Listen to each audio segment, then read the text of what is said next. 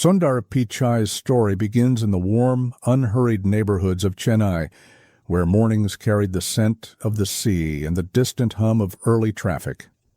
The sky often glowed with a soft golden haze, filling the small streets with a gentle light that made everything feel slower than the rest of the world.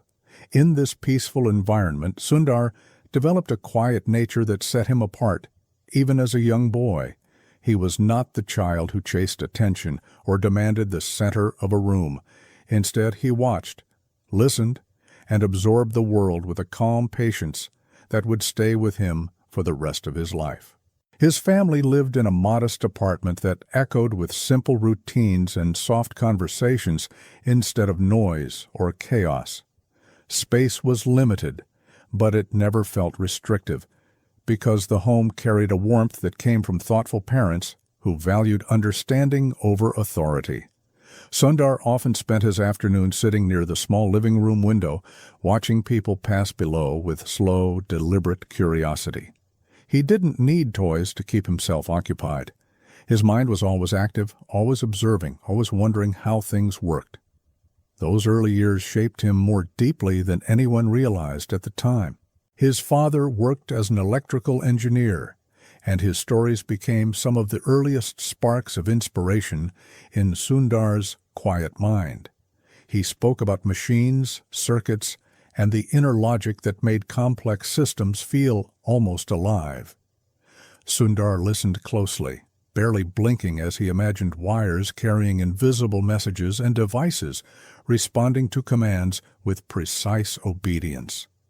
His father never rushed these explanations, sensing that his son was absorbing every detail.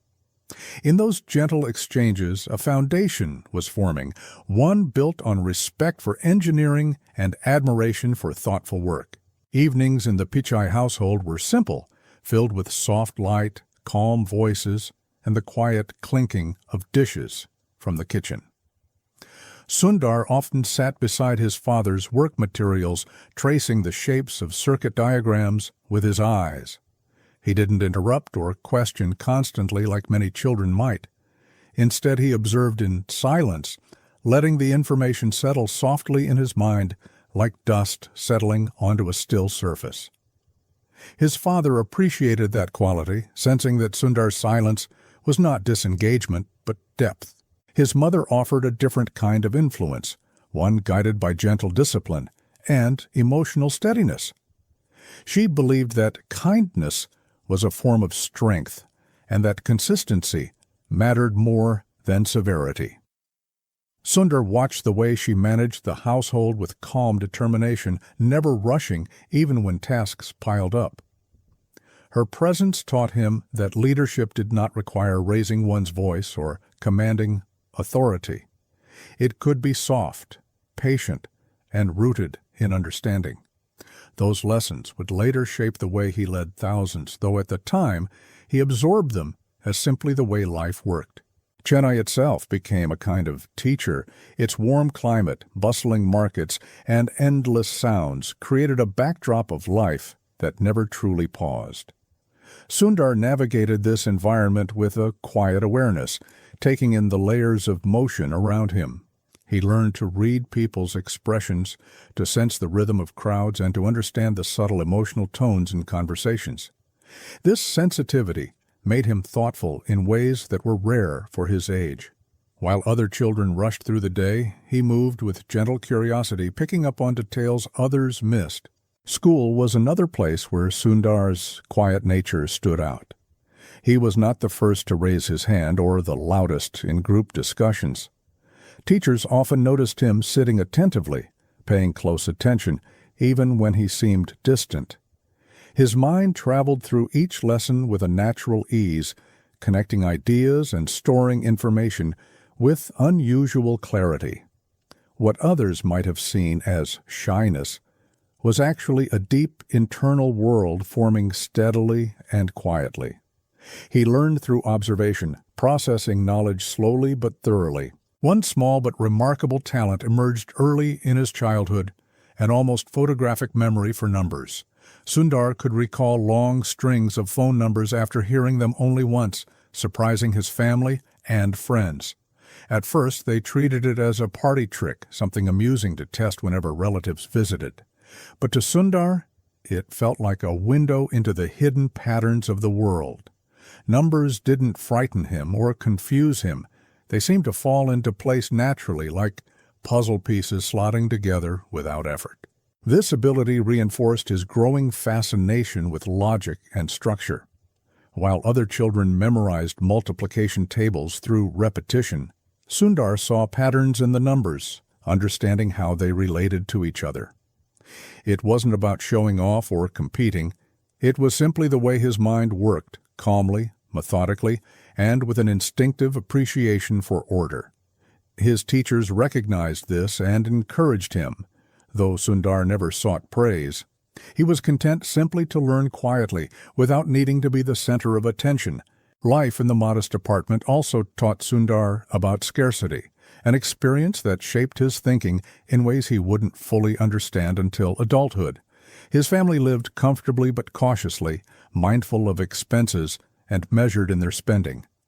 Sundar learned early to value simplicity, to appreciate things that lasted, and to focus on essentials rather than excess.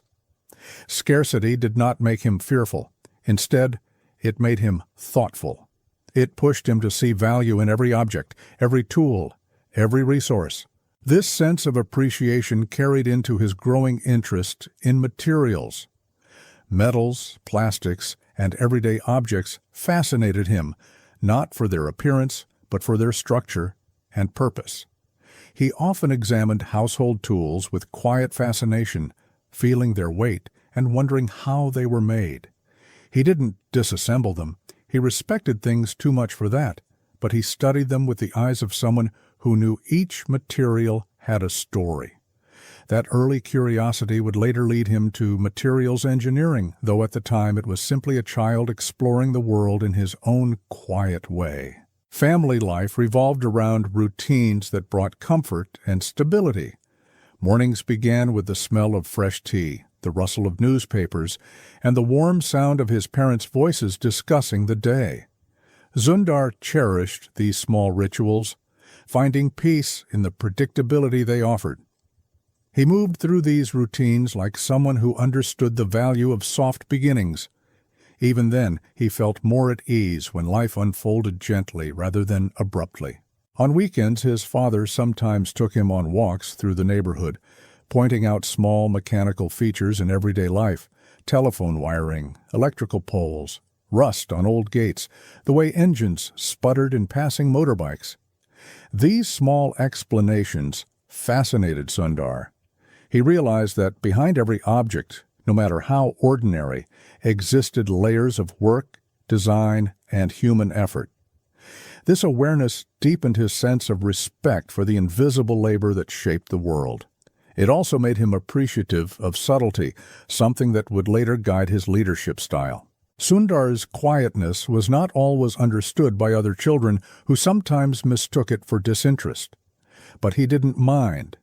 He enjoyed observing more than participating, and that gave him a different perspective on things. When others spoke, he listened closely, picking up on emotions hidden behind their words. He understood tension, joy, frustration, and excitement through subtle cues. This emotional awareness became another one of his natural strengths. Though he never labeled it as such, it was simply part of who he was. Even during playtime, Sundar preferred activities that allowed his mind to wander calmly. He enjoyed games that required strategy or observation rather than speed or noise. He often sat on the sidelines, studying how others approached problems or handled challenges. Watching gave him insight into people's choices and behaviors, and he carried those insights quietly, storing them away without judgment. His mind became a quiet archive of patterns, human patterns, emotional patterns, logical patterns, waiting for the day they would shape his leadership.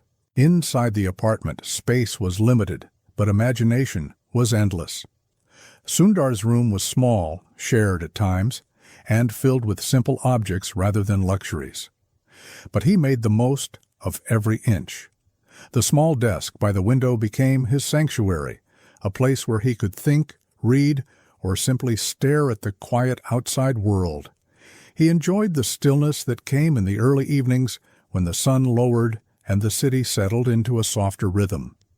In those moments, he felt deeply connected to the world and its quiet spaces. His parents rarely pressured him. They encouraged him, guided him, and set expectations, but always with the understanding that growth took time. Their gentle approach allowed Sundar to develop confidence without fear. He didn't grow up needing to prove himself constantly. Instead, he grew up wanting to understand more deeply. That desire, quiet and steady, became the thread that ran through his entire life. Chennai's culture of warmth, respect, and connection played another significant role in shaping Sundar's character. Neighbors knew each other by name, and community gatherings carried a sense of belonging. Sundar learned how to interact kindly, how to listen to elders, and how to respect people from different backgrounds. These interactions expanded his emotional awareness and taught him that humility was not a weakness. It was a way of moving through the world with grace. Festivals offered moments of celebration that contrasted gently with Sundar's usual quiet routines. The colorful decorations, music, and gatherings delighted him, though he participated in a soft, observant way. He enjoyed watching the rituals, studying the details, and understanding the symbolism behind each tradition. These experiences deepened his appreciation for culture and community. He learned that identity was shaped not just by individual choices, but by the environments we grow within. His father's work often introduced him to the idea that engineering could solve real problems. He saw how machines made life easier, how thoughtful design could improve everyday tasks, and how innovation didn't always need to be dramatic. Sometimes the quietest improvements made the biggest differences. Sundar absorbed this philosophy naturally. He began to see value in simple solutions, in subtle adjustments that made things smoother, faster, or more reliable. Even as he grew older, Sundar remained the silent observer of his family, noticing small details that others overlooked. He saw the way his mother paused before speaking when she wanted to choose her words carefully. He noticed the way his father examined tools before using them, ensuring they were in proper condition. He observed the unspoken tensions, the silent gratitude, the unexpressed emotions that lived in a household. These observations taught him empathy, a skill that would become one of his greatest strengths. Schoolwork came naturally to him, not because he was overly ambitious, but because he genuinely enjoyed learning. He approached subjects with curiosity rather than pressure. When he encountered a challenge, he didn't panic or rush. He took his time, examining each piece of information until it made sense. This calm approach helped him excel quietly, earning respect from teachers without seeking attention from peers. Learning to him was not a competition. It was a process. As he approached his teenage years, Sundar still carried the same calm presence that had defined his childhood. He moved through life with a quiet confidence that was easy to overlook but impossible to ignore once noticed. His internal world was rich, thoughtful, and filled with questions about how things worked and why people behaved the way they did. He didn't express these thoughts openly.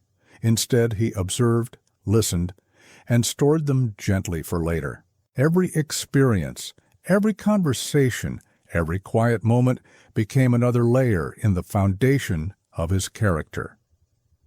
Sundar didn't yet know where life would lead him or how far his gentle nature would carry him, but he had already developed the traits that would define him as an adult: patience, humility, empathy, and a mind shaped not by noise, but by silence. And in the quiet corners of his childhood home, under the humid Chennai air and the soft glow of evening light, the early seeds of a future leader were silently taking root, one gentle moment at a time. Life inside the Pichai family's small apartment followed a rhythm that never felt rushed, even though the world outside seemed to move quickly. The rooms were compact and neatly arranged, each piece of furniture chosen carefully to fit both purpose and space. Sundar grew up learning how to navigate these close quarters with quiet respect, understanding from an early age that shared spaces required soft steps and gentle voices. The apartment itself felt like a protective shell, simple, warm, and filled with an atmosphere of steady comfort. For Sundar, this small home became the center of his early universe. The apartment had only the essentials, and every item carried meaning. The single fan spinning overhead during hot Chennai afternoons was a constant companion, humming softly like a lullaby that followed him everywhere. The walls held no extravagant decorations, just a few photographs, a calendar, and memories etched into their surface through years of daily life. Sundar learned not to crave excess because simplicity was all he knew, and in that simplicity he found clarity rather than limitation. Scarcity was not something the family complained about. It was simply a fact of life.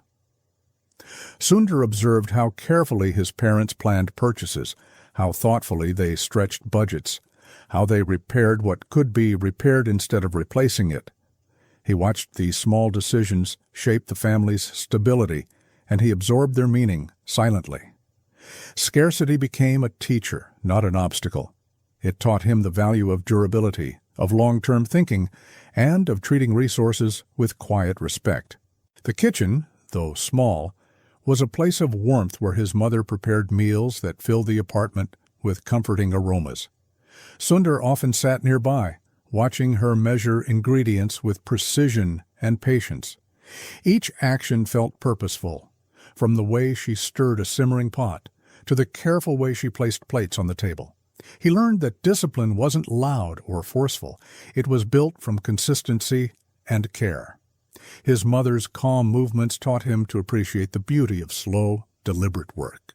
Sundar's father also contributed to these lessons, though in a different way. When he returned home from work, often tired but composed, he carried with him an engineer's way of seeing the world. He would occasionally place small components or tools on the table, explaining how they were used in machinery. Sundar listened with fascination, captivated by the idea that something so ordinary-looking could hold such precise function. These quiet moments helped shape his early interest in materials and design. Chennai's warm evenings often drifted through the apartment's open windows, carrying distant conversations from the street below. Sundar enjoyed sitting by the window and watching the world outside. Auto rickshaws rattled past, children played in the narrow lane, and neighbors exchanged stories under the fading sunlight. Even these everyday scenes felt like quiet lessons to him. He observed how people moved, how they interacted, and how life continued with simple, unhurried purpose. Inside those four walls, Sundar discovered something unusual about himself, an ability to remember numbers with striking clarity. It began with phone numbers, long sequences recited once, and then held in his mind almost effortlessly. His parents didn't know what to make of it at first. They found it impressive, yes, but they treated it with gentle curiosity rather than urgency. To Sundar, it felt natural, as though numbers arranged themselves neatly without requiring any effort from him. It was simply another quiet pattern in a world filled with patterns. This talent gave him confidence in a soft, internal way. It didn't make him boastful or eager to show off. It simply made him aware that his mind worked differently. He noticed patterns in the world more easily than others, seeing connections between things without always knowing how to explain them. His memory for numbers became a private comfort, a small strength he carried quietly. It made him feel capable, even when everything around him seemed larger than his own tiny place in the world. His interest in metals began around the same time. He would pick up small objects, coins, tools, bits of discarded hardware, and study them with patient focus. He liked the weight of metal in his hand, the way it felt cool to the touch, and the subtle textures that hinted at how it was made. He didn't yet have the knowledge to understand alloys or structural properties, but he sensed that each material had a story. He felt drawn to these stories without needing to articulate why. It was the beginning of a lifelong fascination. The modest apartment didn't have shelves filled with toys or gadgets, but Sundar didn't need them. His curiosity filled the gaps that material possessions never could. He could spend long minutes turning an object over in his hand, observing it from every angle, noticing details that most people ignored. The scarcity around him sharpened his willingness to appreciate whatever was available. He learned that wonder did not require abundance. It required attention.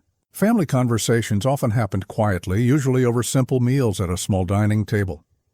Sundar grew up listening to his parents discuss finances, responsibilities, or challenges without panic or frustration.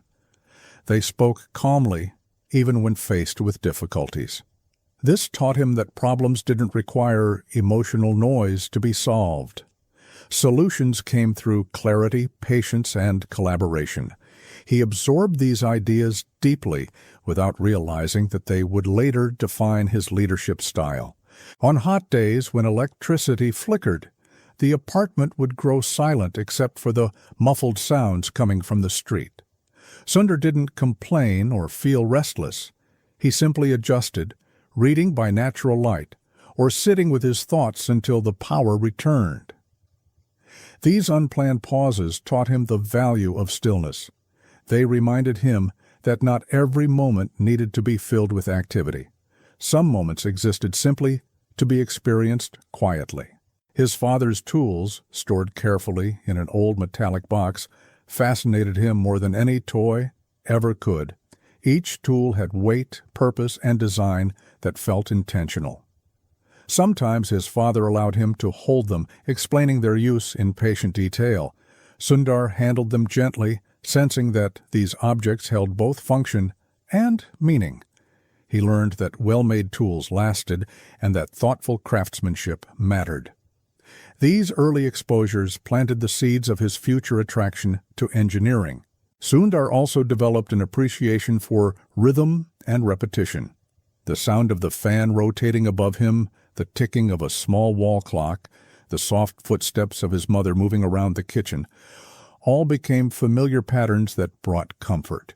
He noticed how small, repetitive actions formed the backbone of daily life. They created stability, grounding him in a world that often felt unpredictable outside. Even at a young age, he understood the value of consistency.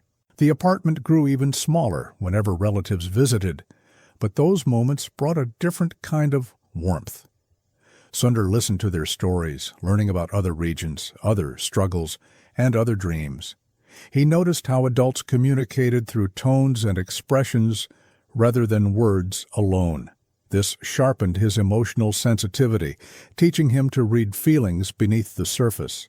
He learned to understand people in ways that weren't always visible. At night, the apartment would settle into a peaceful hush.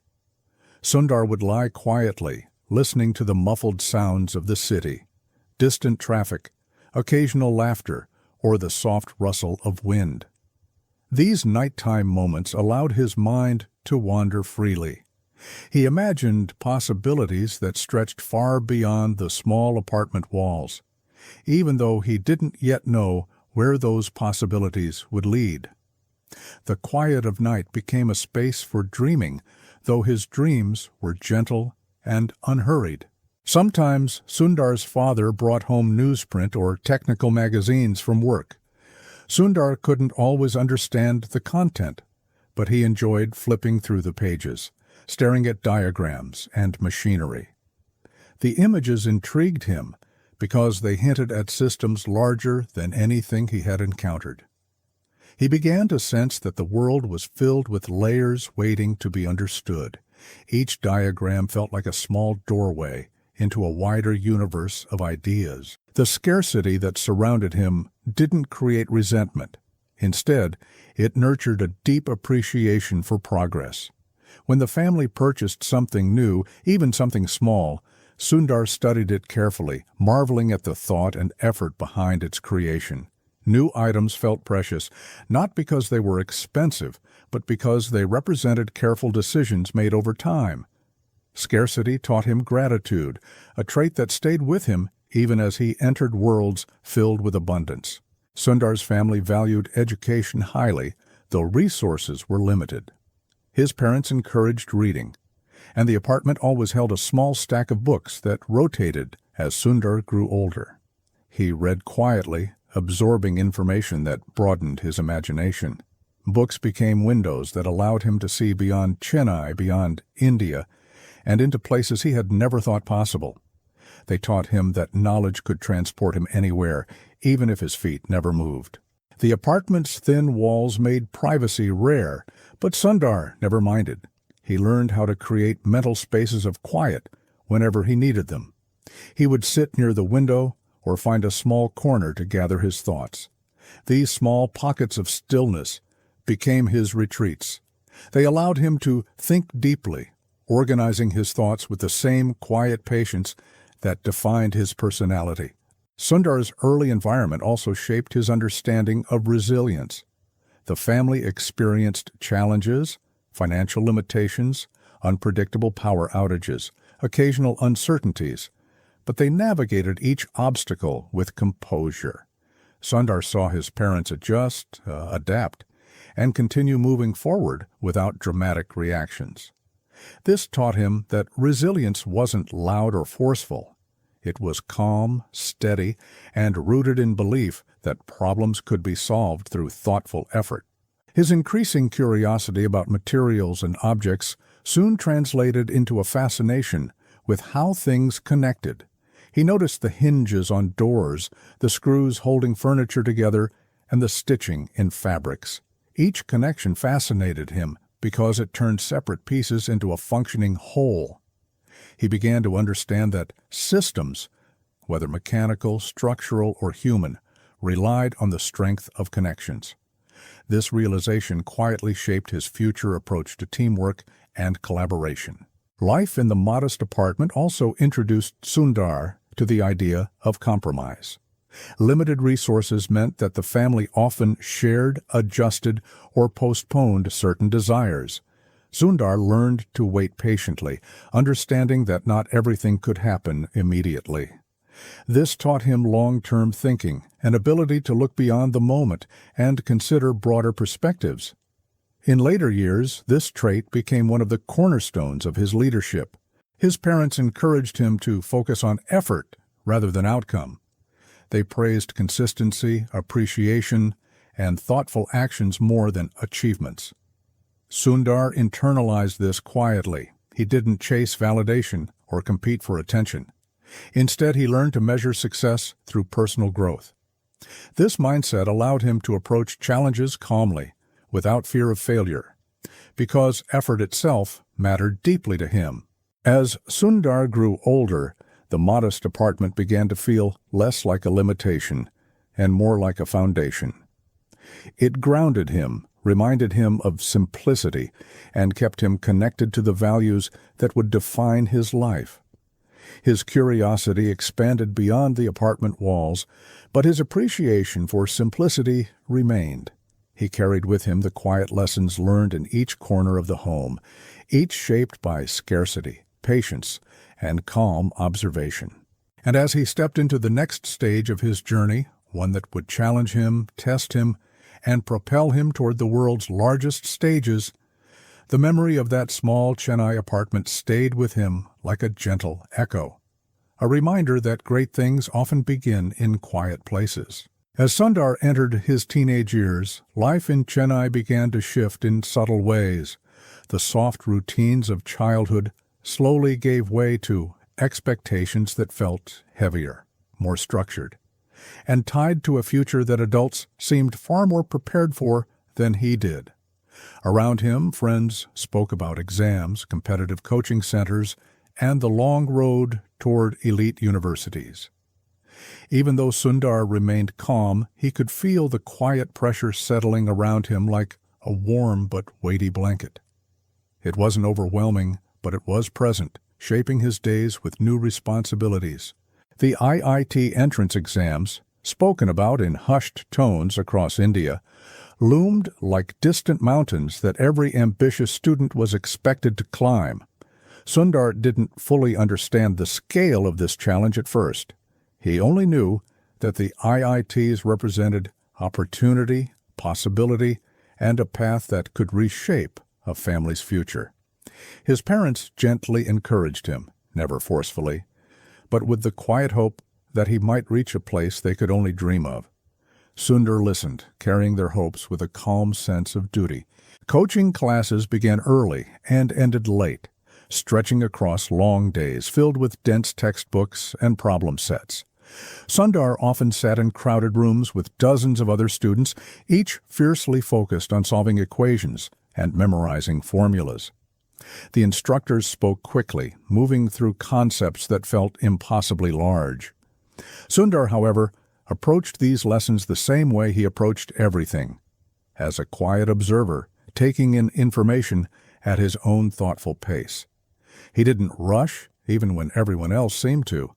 The pressure around him grew steadily, not because anyone forced it onto him, but because the environment itself shaped the atmosphere. Students compared scores, shared anxieties, and whispered fears about not making it. Sundar found himself experiencing moments of doubt, soft, uneasy feelings that surfaced when he struggled to understand a concept or fell behind in practice tests. He wasn't used to feeling uncertain. Failure, however small, felt like a shadow stretching across his calm nature. But even in those moments, he didn't panic. Instead, Sundar responded the only way he knew how, with patience. He would return home, sit at his small desk, and open the same books he had read earlier in the day. He studied quietly, revisiting problems without rushing, letting each idea settle slowly until it made sense. Sometimes this meant late nights and early mornings, but he didn't resent the effort. He understood that progress wasn't always immediate. Some knowledge required time to unfold like a flower, opening one petal at a time. Despite his quiet resilience, there were days when Sundar questioned himself, days when low scores or difficult exams made him wonder whether he belonged on the path to the IITs at all. These moments felt heavy, not because of parental pressure, but because Sundar cared deeply about doing things well. He didn't need to be the best. He simply wanted to give his best. But even he sometimes felt overwhelmed by the vastness of the journey ahead. His parents responded to these worries with the same calm consistency they had always shown. They told him effort mattered more than results, and that resilience was built through small steps, not dramatic leaps.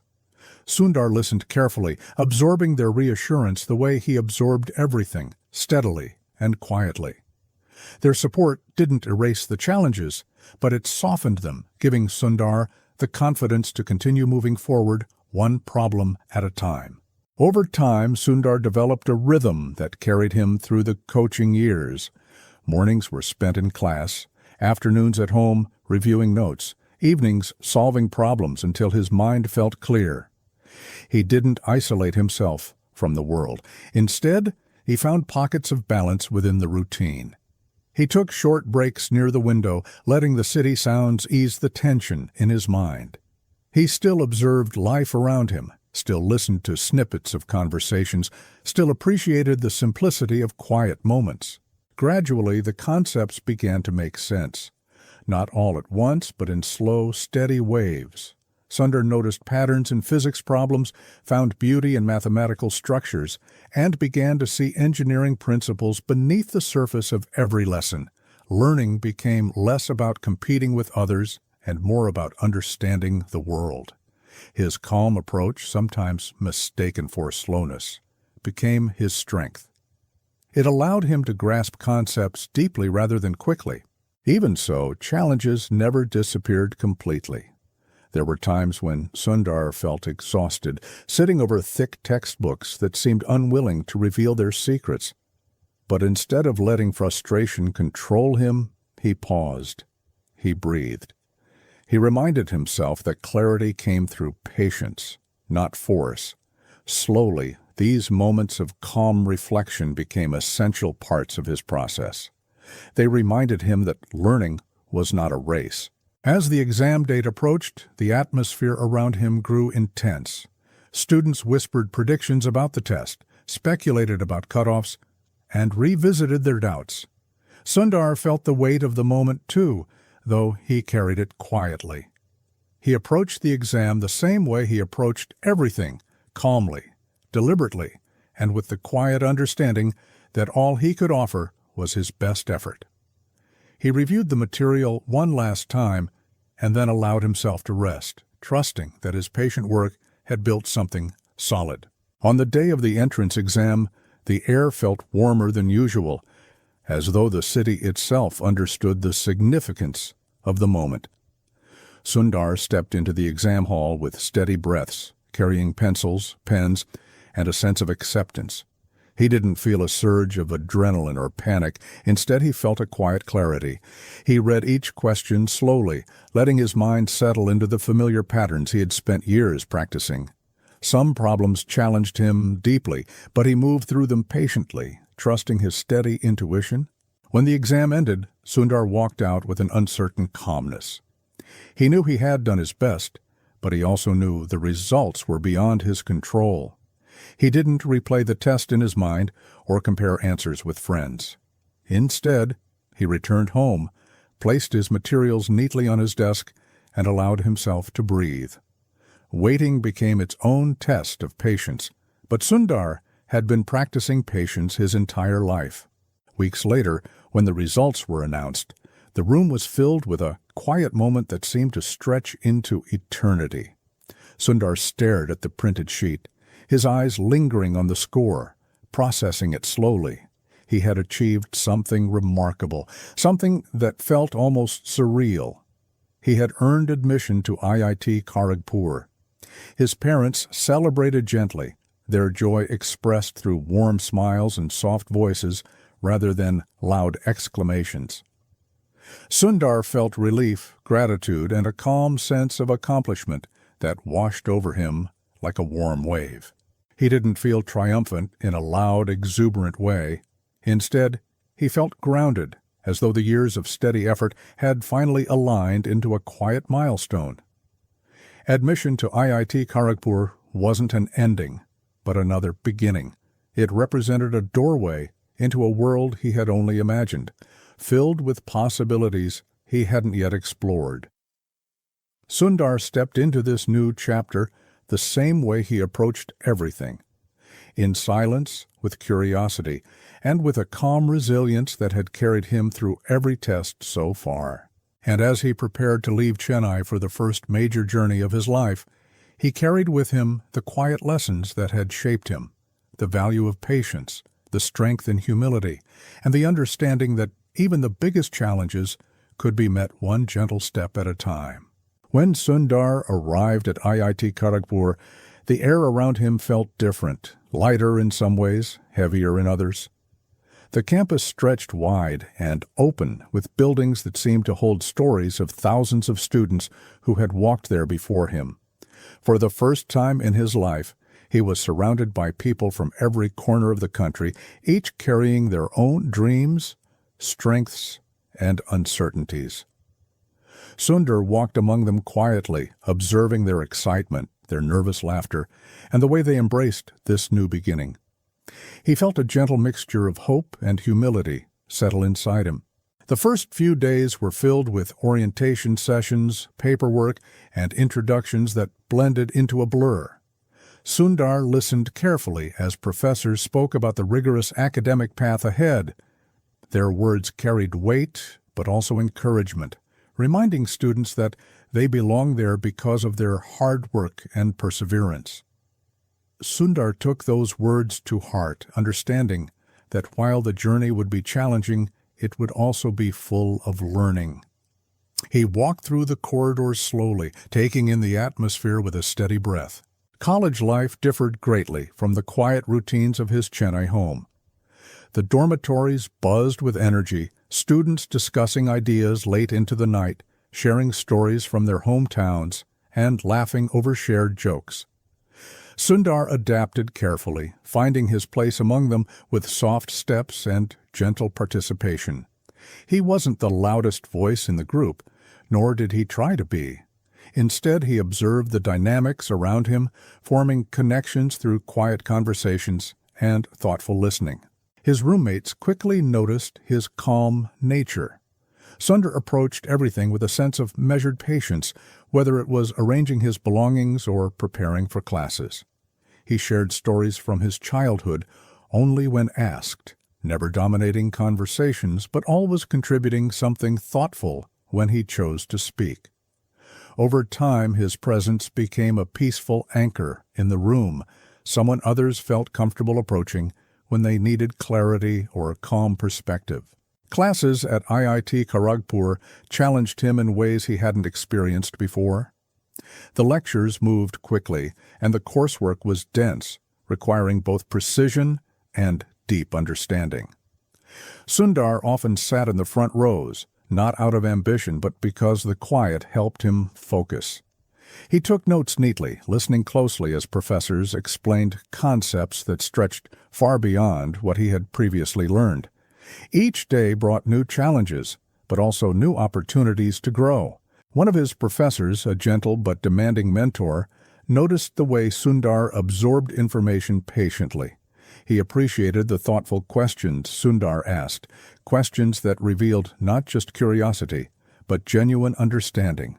This mentor became a quiet, guiding presence in Sundar's academic life. Their conversations after class often drifted beyond the syllabus, touching on engineering principles, global innovation, and the responsibility that came with creating technology. These discussions planted new seeds in Sundar's mind. Humility became an essential part of Sundar's college experience. Surrounded by students who excelled in various fields, he realized that intelligence took many forms. Some students understood concepts instantly, while others brought creativity or analytical brilliance to group work. Sundar respected each of them, never comparing himself or feeling intimidated. He learned that collaboration mattered more than competition, and that a calm mind often saw solutions others overlooked. This awareness softened his ego even further. Living away from home for the first time also required adaptation. Sundar missed the familiar comfort of his small Chennai apartment, the gentle routines, and the quiet presence of his parents. But he slowly built new routines on campus, early morning walks to class, afternoons in the library, and peaceful evenings spent reviewing notes at his desk. These patterns created a sense of stability. They allowed him to navigate new challenges without losing the calm foundation he had carried throughout his life. The dining hall became another place where he observed human behavior with interest. Students gathered in groups, sharing meals that often turned into lively discussions. Sundar participated quietly, listening more than speaking, learning about perspectives from all over India.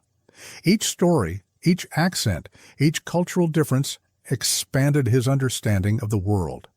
He realized how vast the country truly was, and how many different experiences existed beyond his own. This diversity deepened his empathy and broadened his view of humanity. Materials engineering soon became the center of his academic focus. Sundar found beauty in how different materials responded to pressure, heat, or time. He enjoyed studying the microscopic structures that determined strength, flexibility, and durability. These properties fascinated him because they represented hidden truths beneath everyday objects.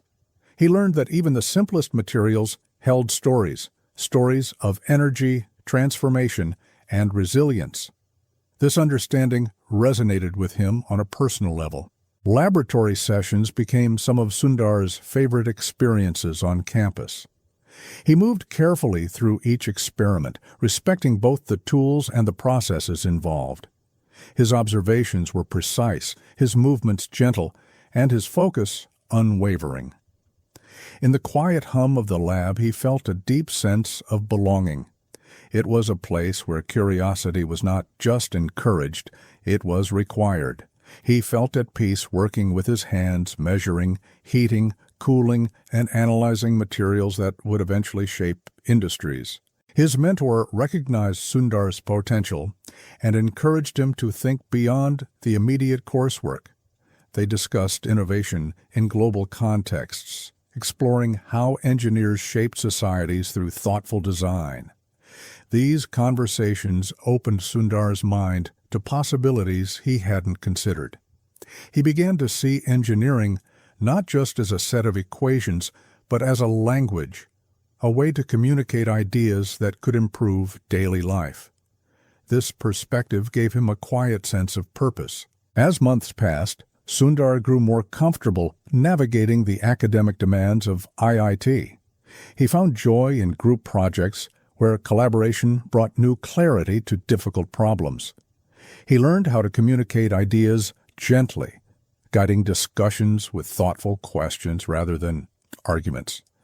His calm demeanor made him a steady presence during stressful deadlines.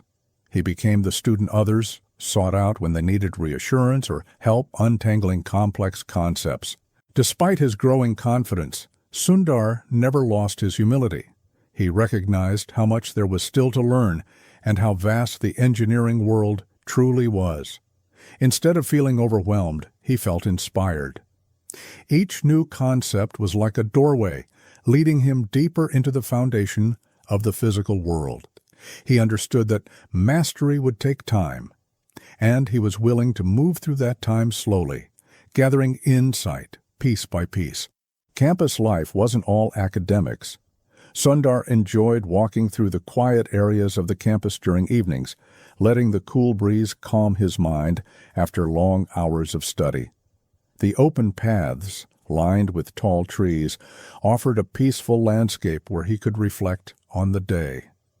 He often walked alone, not out of loneliness, but because solitude allowed him to organize his thoughts. These walks became essential rituals, moments where ideas settled and clarity returned. Occasionally, Sundar joined friends for small gatherings or celebrations. Even in these social moments, he remained gentle and observant. He enjoyed listening to music they played, watching how people expressed joy, and appreciating the unique personalities around him. He learned that connection didn't always require conversation. Sometimes simply being present was enough.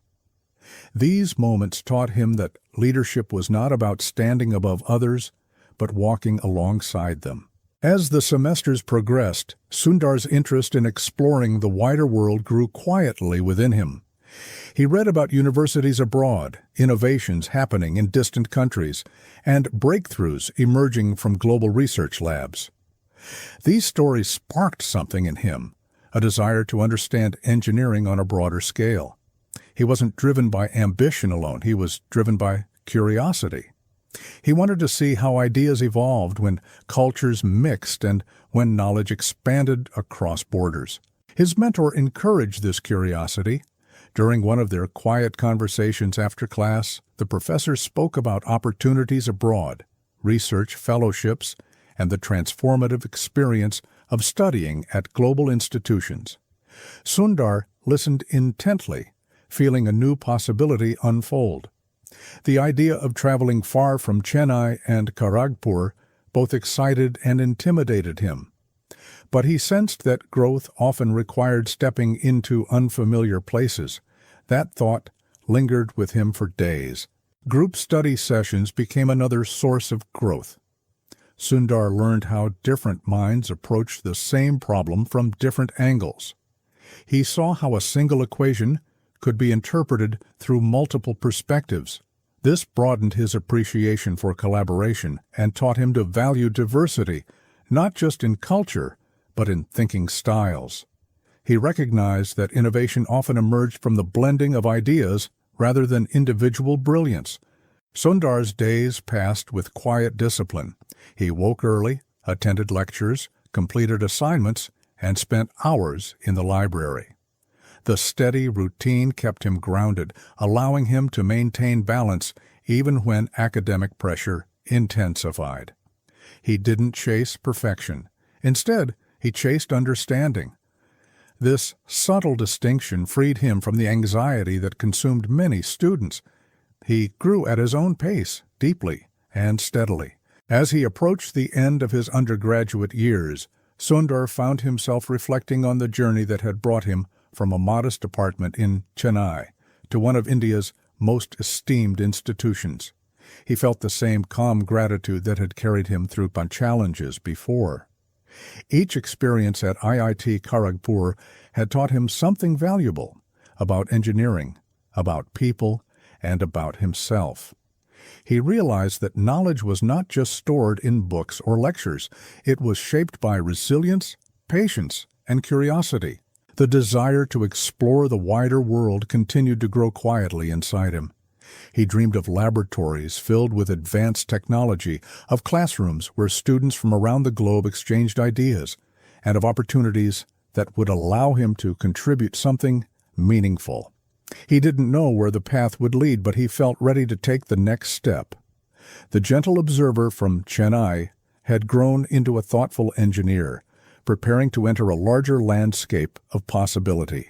And as Sundar completed his time at IIT Kharagpur, he carried with him the same quiet strength that had guided him through every stage of his life.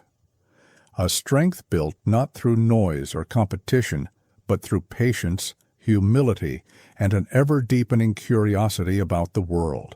When Sundar first learned that he had been awarded a scholarship to Stanford University, the news felt almost unreal. The idea of traveling halfway across the world, from the warm lanes of Chennai to the sprawling, unfamiliar landscapes of California, carried a weight he couldn't immediately process. His parents were proud, humbled, and quietly emotional, understanding what such an opportunity meant, yet trying not to let their fears show. Sundar stood between excitement and uncertainty, sensing that life was about to stretch into a shape he had never imagined. The world was suddenly larger, wider, and filled with paths he had never dreamed of walking. The preparation for his journey unfolded slowly, one small step at a time. Documents were collected, fees were arranged carefully, and his parents helped pack the few belongings he would carry across the ocean. Each item represented a bridge to home, simple clothes, a few books, and reminders of family routines that had shaped him. Sundar felt gratitude with every fold of fabric and every careful instruction his mother gave him. The modest apartment that had always felt endless now felt smaller, as though it were gently releasing him into the world. The day of departure arrived with a stillness that made every moment feel heavier. Sundar stood at the airport, absorbing the overwhelming scale of the terminal, the rush of travelers, and the unfamiliar sounds filling the space around him. His parents stood beside him, offering soft words of encouragement. No one raised their voice. No one rushed. The calm, gentle farewell reflected the nature of their family. When the moment came to step forward, Sundar carried their hopes with him like a soft, invisible weight across his shoulders. The flight itself felt like entering another dimension. Sundar looked out the small window, watching India's familiar landscapes shrink beneath clouds that carried him toward an unknown world. Night fell across the plain, and he sat quietly, reflecting on the steps that had brought him here, the late nights, the patient studying, the routines that had shaped him. He felt a mixture of excitement and homesickness swirling together in a way he couldn't fully articulate. But beneath every emotion was a calm resolve to adapt, to learn, and to honor the opportunity before him. When he arrived in California, the air felt crisp and cool, carrying a softness that differed from Chennai's humid warmth. He stepped out into the bright light of a new country, absorbing differences that appeared immediately: broader streets, unfamiliar architecture, and a rhythm of life that moved with both speed and openness. Everything seemed larger than life, yet strangely quiet, as though the world was pausing to welcome him gently. Sundar inhaled deeply, taking in the scent of a place that would soon shape his future. The campus at Stanford looked like something out of a storybook, with its wide lawns, towering palms, and sandstone buildings. Sundar walked through the pathways slowly, his senses absorbing every detail. The rustle of students carrying bicycles, the distant laughter echoing near fountains, the sunlight filtering through arches with serene elegance. He felt both awe and solitude, standing in a place where ambition thrived silently beneath the surface. Despite the beauty around him, he felt the unmistakable tension of being far from home for the first time. Financial struggles surfaced almost instantly. Sundar's scholarship covered tuition, but the cost of living in the Bay Area was much higher than anything his family had experienced. He calculated expenses carefully, often choosing the least expensive groceries and limiting his meals to save money. Luxuries were out of the question. Even basics were evaluated meticulously. Sundar didn't complain. He simply adjusted, letting simplicity become his companion once again. His living arrangements were modest, a shared dorm room with sparse furniture and just enough space for essential belongings. Sundar arranged his side neatly, placing his few books on a small shelf and keeping his desk free of clutter.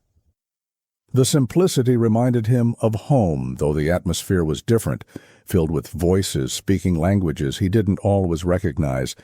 Yet even in this unfamiliar environment, he found small pockets of comfort. A clean bed, a quiet corner, a moment to breathe after hours of adjustment. Culture shock arrived in gentle but persistent waves. Sundar noticed how casually students spoke to professors, a level of informality that startled him at first. He observed the easy confidence with which people expressed their opinions, even when uncertain. He noticed the diversity of clothing, accents, and expressions, so different from the uniform rhythms of Chennai. Each day revealed a new difference, and he took it in with steady patience, letting himself learn slowly, without judgment. Meals in the cafeteria became small adventures. Sundar encountered foods he had never seen before, different flavors, textures, and ingredients that felt foreign yet intriguing. He ate quietly, watching how others navigated these choices with ease. Some moments made him feel distant, like an observer standing behind a glass window. But he reminded himself that every new environment required time. Adaptation was not a race. It unfolded naturally, like a slow sunrise illuminating new landscapes. In classrooms, the pace of learning felt intense, yet inspiring. Professors encouraged open discussion, challenging students to question assumptions and explore ideas beyond textbooks. Sundar listened intently, taking notes with the same precision he had practiced in India. He observed how students engaged with the material, sometimes boldly, sometimes cautiously, with a confidence born from exposure to global perspectives. Sundar didn't speak often at first. He preferred to listen, to absorb, to understand the rhythm before entering it. Assignments reflected a different style of thinking. Instead of memorizing facts, Sundar was encouraged to analyze, experiment, and propose solutions that blended theory with creativity. This approach fascinated him deeply. He realized that engineering wasn't just a subject. It was a living discipline shaped by imagination and innovation.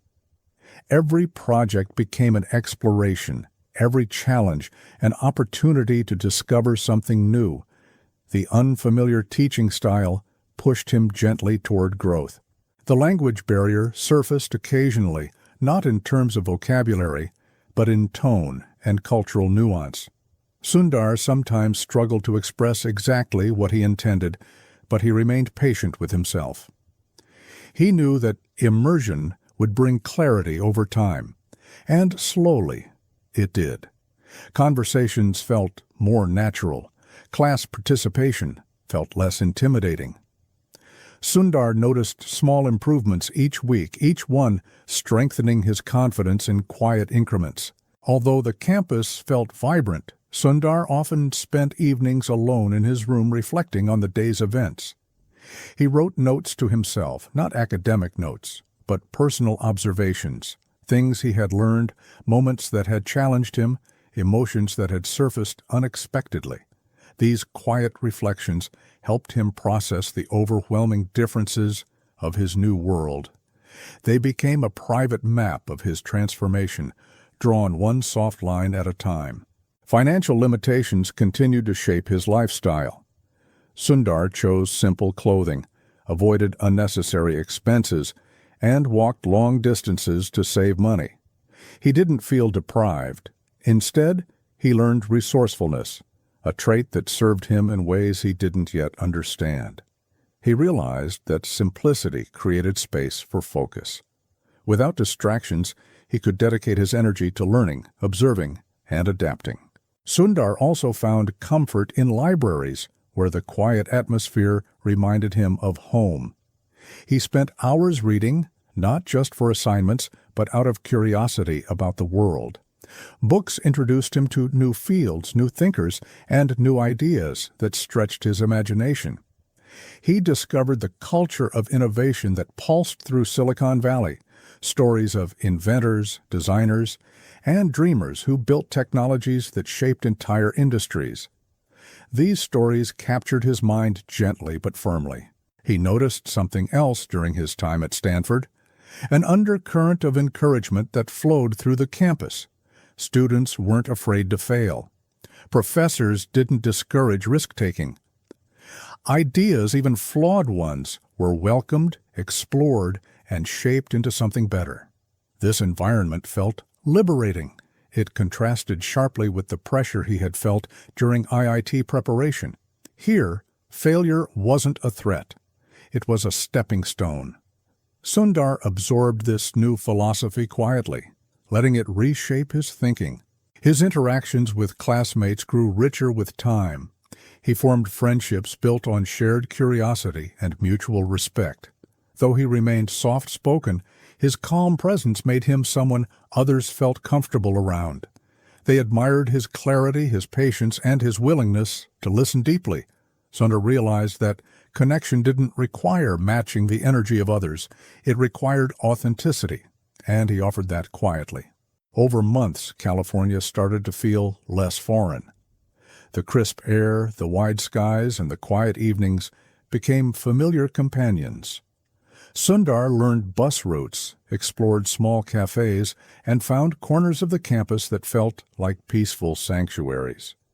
The once overwhelming environment softened around him. He adapted not through force, but through steady observation, through patience, curiosity, and humility. His financial struggles remained, but they taught him discipline. He learned to differentiate between needs and wants, between essentials and luxuries. This clarity grounded him. It reminded him of his family's sacrifices and strengthened his commitment to making the most of his time abroad. Every challenge became a small chapter in his personal growth, written in silence and experienced deeply. As he settled into the rhythm of academic life, Sundar felt something shifting within him. The world that once felt intimidating began to feel inspiring. He grew more comfortable exploring ideas, engaging with peers, and imagining a future that extended beyond what he had once believed possible. The simplicity of his upbringing met the expansiveness of global innovation, creating a balance that shaped his perspective gently but powerfully. And through it all, through the culture shock, the financial strain, the long nights of study and reflection, Sundar discovered a quiet truth. Adaptation is not about changing who you are. It's about expanding into who you can become. As Sundar settled deeper into life at Stanford, he began to notice a shift in his internal landscape. The initial waves of culture shock had softened, replaced by a growing sense of curiosity that spread through him slowly, like morning light entering a quiet room. He felt more open to the world around him, its ideas, its possibilities, its subtle rhythms that were so different from the life he had known in India. With each passing week, he felt the space inside himself expanding, making room for new dreams he hadn't yet dared to speak aloud. The horizon before him stretched wider than anything he had imagined in his childhood.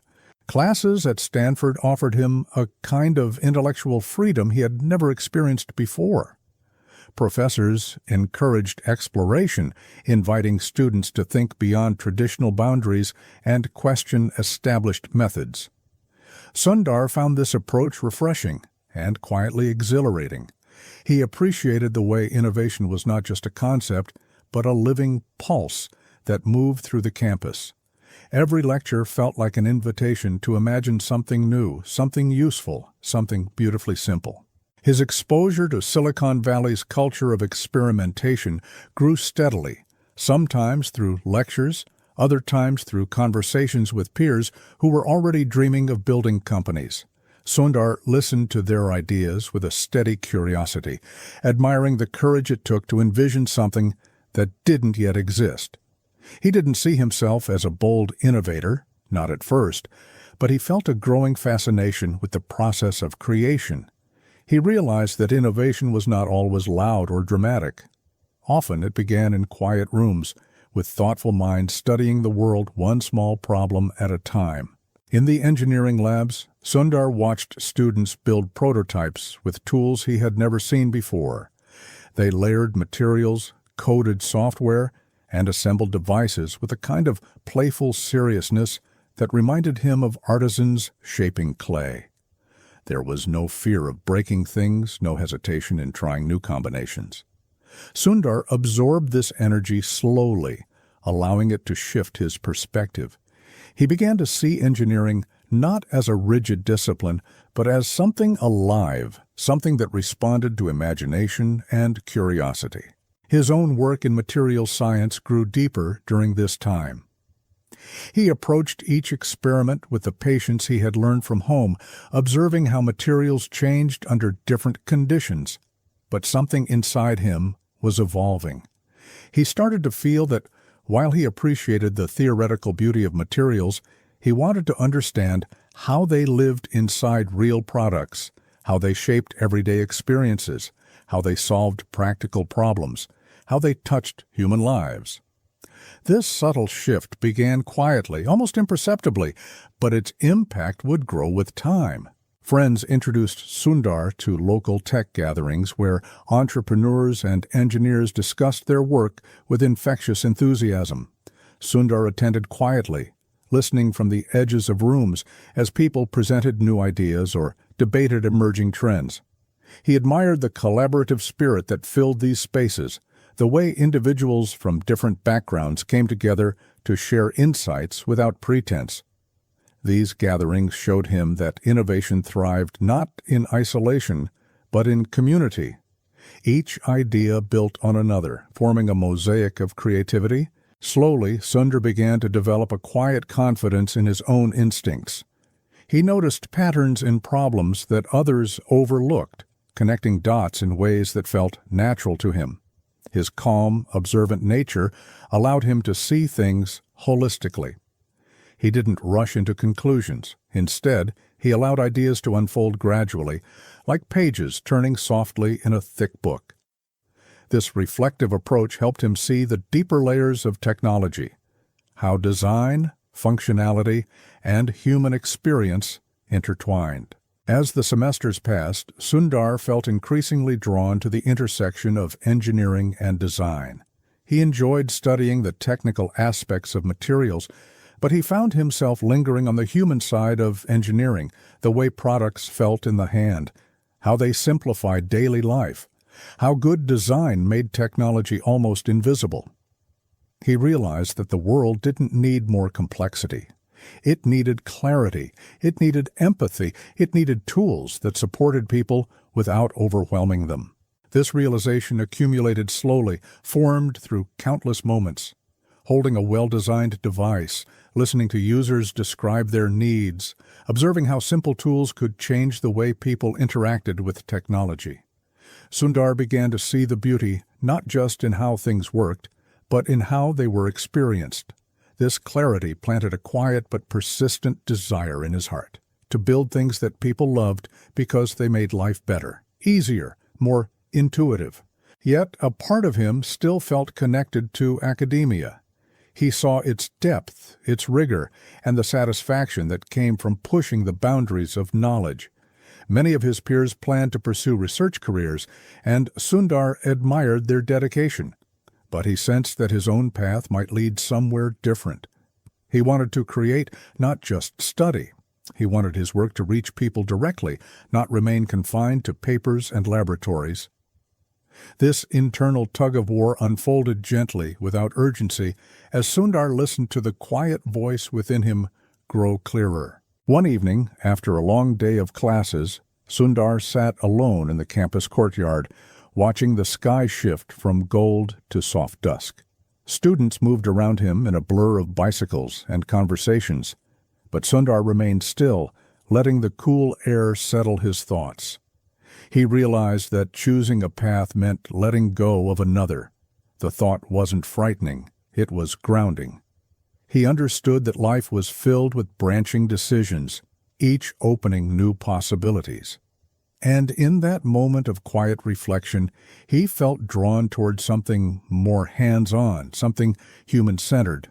He began reading about product design, books, articles, case studies that explored how objects were crafted from both engineering discipline and artistic intuition. The more he learned, the more he felt aligned with this intersection of practicality and creativity. Product design appealed to his empathy, his observational instincts, and his fascination with simplicity. It allowed him to imagine building things that didn't just function, but felt right. Things that people would rely on effortlessly. Conversations with classmates and mentors helped reinforce this growing interest. Some encouraged him to remain in academia, recognizing his potential as a researcher. Others saw his calm, structured thinking and suggested he consider roles where design and engineering met. Sundar listened carefully to each perspective, not dismissing any, but weighing them gently. He didn't want to rush into a decision. He wanted to understand himself fully before choosing a direction. This thoughtful approach reflected the essence of who he had always been. Silicon Valley's energy also played a role. Everywhere Sundar turned, he saw evidence of innovation, startups forming, companies growing, and engineers building ideas that felt like glimpses of the future. The culture embraced experimentation in a way he found deeply inspiring. Even failures seemed valued, seen as stepping stones rather than setbacks. This atmosphere nurtured his confidence, telling him silently that it was safe to try, safe to explore, safe to follow the delicate thread of curiosity that tugged at him. Slowly, Sundar began imagining himself contributing to this world, not through loud pitches or bold claims, but through thoughtful design and measured decisions. He felt drawn to roles where he could improve technology's relationship with people, making it smoother, more intuitive, and more aligned with human needs. He didn't crave attention or leadership. He simply wanted to make things better, one quiet improvement at a time. This desire grew more tangible as he worked on small projects, each one helping him understand the importance of user experience. He observed how small design choices impacted usability, how subtle changes could transform frustration into ease. This fascinated him deeply. He realized that design wasn't just aesthetics, it was empathy translated into structure. It was about understanding people and shaping technology around their lives, not the other way around. As these realizations accumulated, Sundar felt a gentle shift inside himself, like a compass turning slowly toward its true direction. The academic world, though beautiful and important, no longer felt like his destination. He would always respect research and theory, but his heart leaned toward creation. He wanted to build things that lived in people's hands, shaped their days, and improved their lives in quiet, meaningful ways. His decision didn't come through a dramatic moment or a sudden epiphany. It unfolded gradually through reflections, conversations, and experiences that whispered the same truth. His future belonged in the world of products, not papers. Sundar accepted this realization with the same calmness that had guided him through every stage of his life. He didn't feel regret. He felt alignment. The more he explored product design, the more he realized it combined everything he valued: engineering precision, thoughtful problem-solving, human empathy, and a commitment to simplicity. It felt like a natural extension of his personality. His quiet nature became an asset, allowing him to observe deeply and understand people's needs without assumptions. His patience became a strength, giving him the endurance to refine solutions thoughtfully. As he embraced this new direction, Sundar felt a quiet confidence grow within him. He didn't need to announce his plans loudly. He didn't need to proclaim his ambitions. Instead, he allowed his path to take shape naturally, trusting that each step would reveal something new. He knew that choosing product design meant entering a world of uncertainty, but uncertainty no longer frightened him. It felt full of possibility. And so, with gentle intention, Sundar prepared to shift from the world of pure research to the world of creation. He carried with him the virtues that had shaped him since childhood: humility, patience, empathy, and calm observation. These qualities became the foundations of his evolving identity. They would guide him into his next chapter, shaping decisions that would one day influence millions. For now, though, he simply sat in the quiet corners of Stanford, dreaming softly of the products he might build and the lives they might touch. When Sundar joined Applied Materials, he entered a world that felt both fascinating and overwhelming. The company operated on a scale far larger than anything he had experienced before, with laboratories filled with advanced equipment and teams working tirelessly on materials that shaped modern electronics. He stepped into this environment quietly, carrying his calm confidence and thoughtful approach into a workplace that moved quickly and demanded precision. Though surrounded by brilliant minds, he remained steady, observing how the pieces of this new world fit together. His first days felt like standing at the base of a mountain, trying to understand its vastness from the ground below. The culture inside the company buzzed with energy, engineers rushing between meetings, machines humming with calculated purpose, and conversations layered with technical complexity. Sundar listened more than he spoke, absorbing this new rhythm slowly. He realized early on that success here required not just intelligence, but the ability to navigate environments where loud voices often dominated.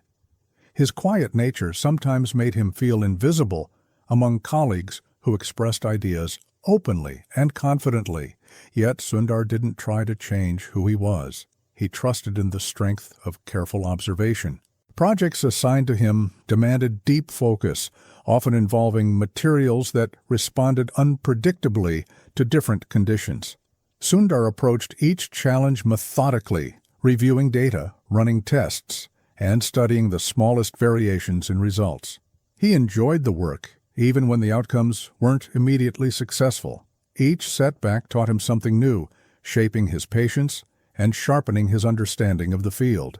He learned that progress in materials engineering often came not through breakthroughs, but through countless small adjustments made with steady hands. Still, Sundar sometimes felt unseen. In meetings, he contributed quietly, offering insights that were often overshadowed by louder or more assertive voices. He didn't resent this, but he sensed the subtle gap between his internal clarity and his external presence. There were moments when he wondered whether his calm demeanor was misunderstood as uncertainty. Yet he continued to show up each day with the same composed determination, allowing his work to speak slowly, quietly, and consistently on his behalf. Over time, a few colleagues began to notice his thoughtful approach. They saw how he stayed composed under pressure, how he analyzed problems with unusual depth, and how his insights, though expressed gently, often led teams to clearer solutions. Sundar didn't seek recognition, but it arrived in small, understated ways. A nod of appreciation after a meeting, a request for help on a difficult project. words of reassurance from a supervisor who admired his discipline. Each acknowledgement reinforced his belief that quiet strength could hold its own in a noisy world. Working at Applied Materials also taught Sundar the importance of teamwork. He learned how different minds contributed different pieces to a puzzle, and how each role, no matter how small, supported a larger system. He watched team leaders manage conflicts, mediate disagreements, and direct efforts with balance. These experiences taught him leadership lessons long before he ever led a team himself. He realized that effective leadership was less about commanding authority and more about understanding people, their rhythms, their motivations, their challenges. Despite these lessons, Sundar sometimes felt out of place. The corporate environment didn't offer the same openness to new ideas that he had felt at Stanford. Innovation moved slower here, constrained by structure and risk management. Sundar admired the precision of the work, but he sensed that his mind was slowly shifting toward a different kind of challenge. He wanted to build products, not just study materials. He wanted to shape things that touched people's lives directly. This quiet realization grew slowly, forming in the space between his daily tasks and his evening reflections. Financial responsibility remained part of his life. He continued to live simply, saving where he could, making choices carefully. The habit of simplicity, learned in Chennai and reinforced at Stanford, grounded him in a place where others often chased comfort or prestige. He found contentment in modest routines, reading late at night, taking quiet walks, and observing the subtle changes in the California landscape. These small rituals kept him connected to himself, even as he navigated professional uncertainty. Eventually, Sundar began exploring possibilities beyond applied materials. He read about business schools that combined technology with leadership, programs that trained students to see engineering through managerial and human-centered lenses. One school in particular, Wharton, captured his attention. Its curriculum offered a blend of analytical rigor and emotional intelligence, areas that resonated quietly with his growing interests. He felt a soft pull toward the idea of expanding his perspective, not to leave engineering behind, but to understand how it shaped entire industries. The decision to apply to business school unfolded slowly, as all of Sundar's decisions did. He weighed the pros and cons carefully, reflecting on how such a path might influence his future. He didn't chase prestige or status. Instead, he felt drawn to the possibility of learning how technology could align with human needs on a broader scale. As the idea settled into his mind, it brought with it a sense of clarity, quiet, calm, and deeply rooted. When he eventually left Applied Materials, he did so with gratitude. The company had taught him patience, resilience, and the value of thoughtful collaboration. But it had also clarified something important, that his path was leading him toward a place where engineering met design, leadership, and human experience. He walked away with steady steps, carrying with him lessons that would guide him into the next chapter of his life. When Sundar arrived at the Wharton School of the University of Pennsylvania, he stepped into an environment shaped as much by ambition as by knowledge. The campus pulsed with the energy of students who carried confident voices, sharp opinions, and bold visions for their futures. Unlike the quiet analytical spaces he had experienced in engineering, Wharton's classrooms echoed with debates and lively discussions. Sundar entered these spaces with the same calm curiosity he carried everywhere. He listened carefully before speaking, letting ideas settle in his mind before offering his perspective. Business school introduced him to a new language, one built on strategy, leadership, and human behavior. Sundar found himself fascinated not just by financial models or market analysis, but by the subtle ways people made decisions. He studied how leaders communicated, how they built trust, how they inspired teams, and how they navigated conflict without escalating tension. These ideas resonated with him deeply. He realized that leadership at its core was less about authority and more about empathy. Group projects became essential components of his experience. They challenged him to collaborate with classmates who thought differently, acted quickly, and expressed themselves confidently. Sundar observed how group dynamics formed and shifted, who took charge, who mediated, who stepped back, and who quietly held the group together. He learned that influence didn't always come from speaking loudly. Sometimes the most impactful contributions came from listening, synthesizing, and guiding conversations with gentle clarity. Sundar often filled this quiet role. He didn't rush to take the lead, but when others struggled to find common ground, he stepped in softly. He asked thoughtful questions that helped the group clarify its goals. He reframed disagreements in neutral language that reduced tension. He recognized emotional cues in people's expressions, adjusting his tone to match the moment.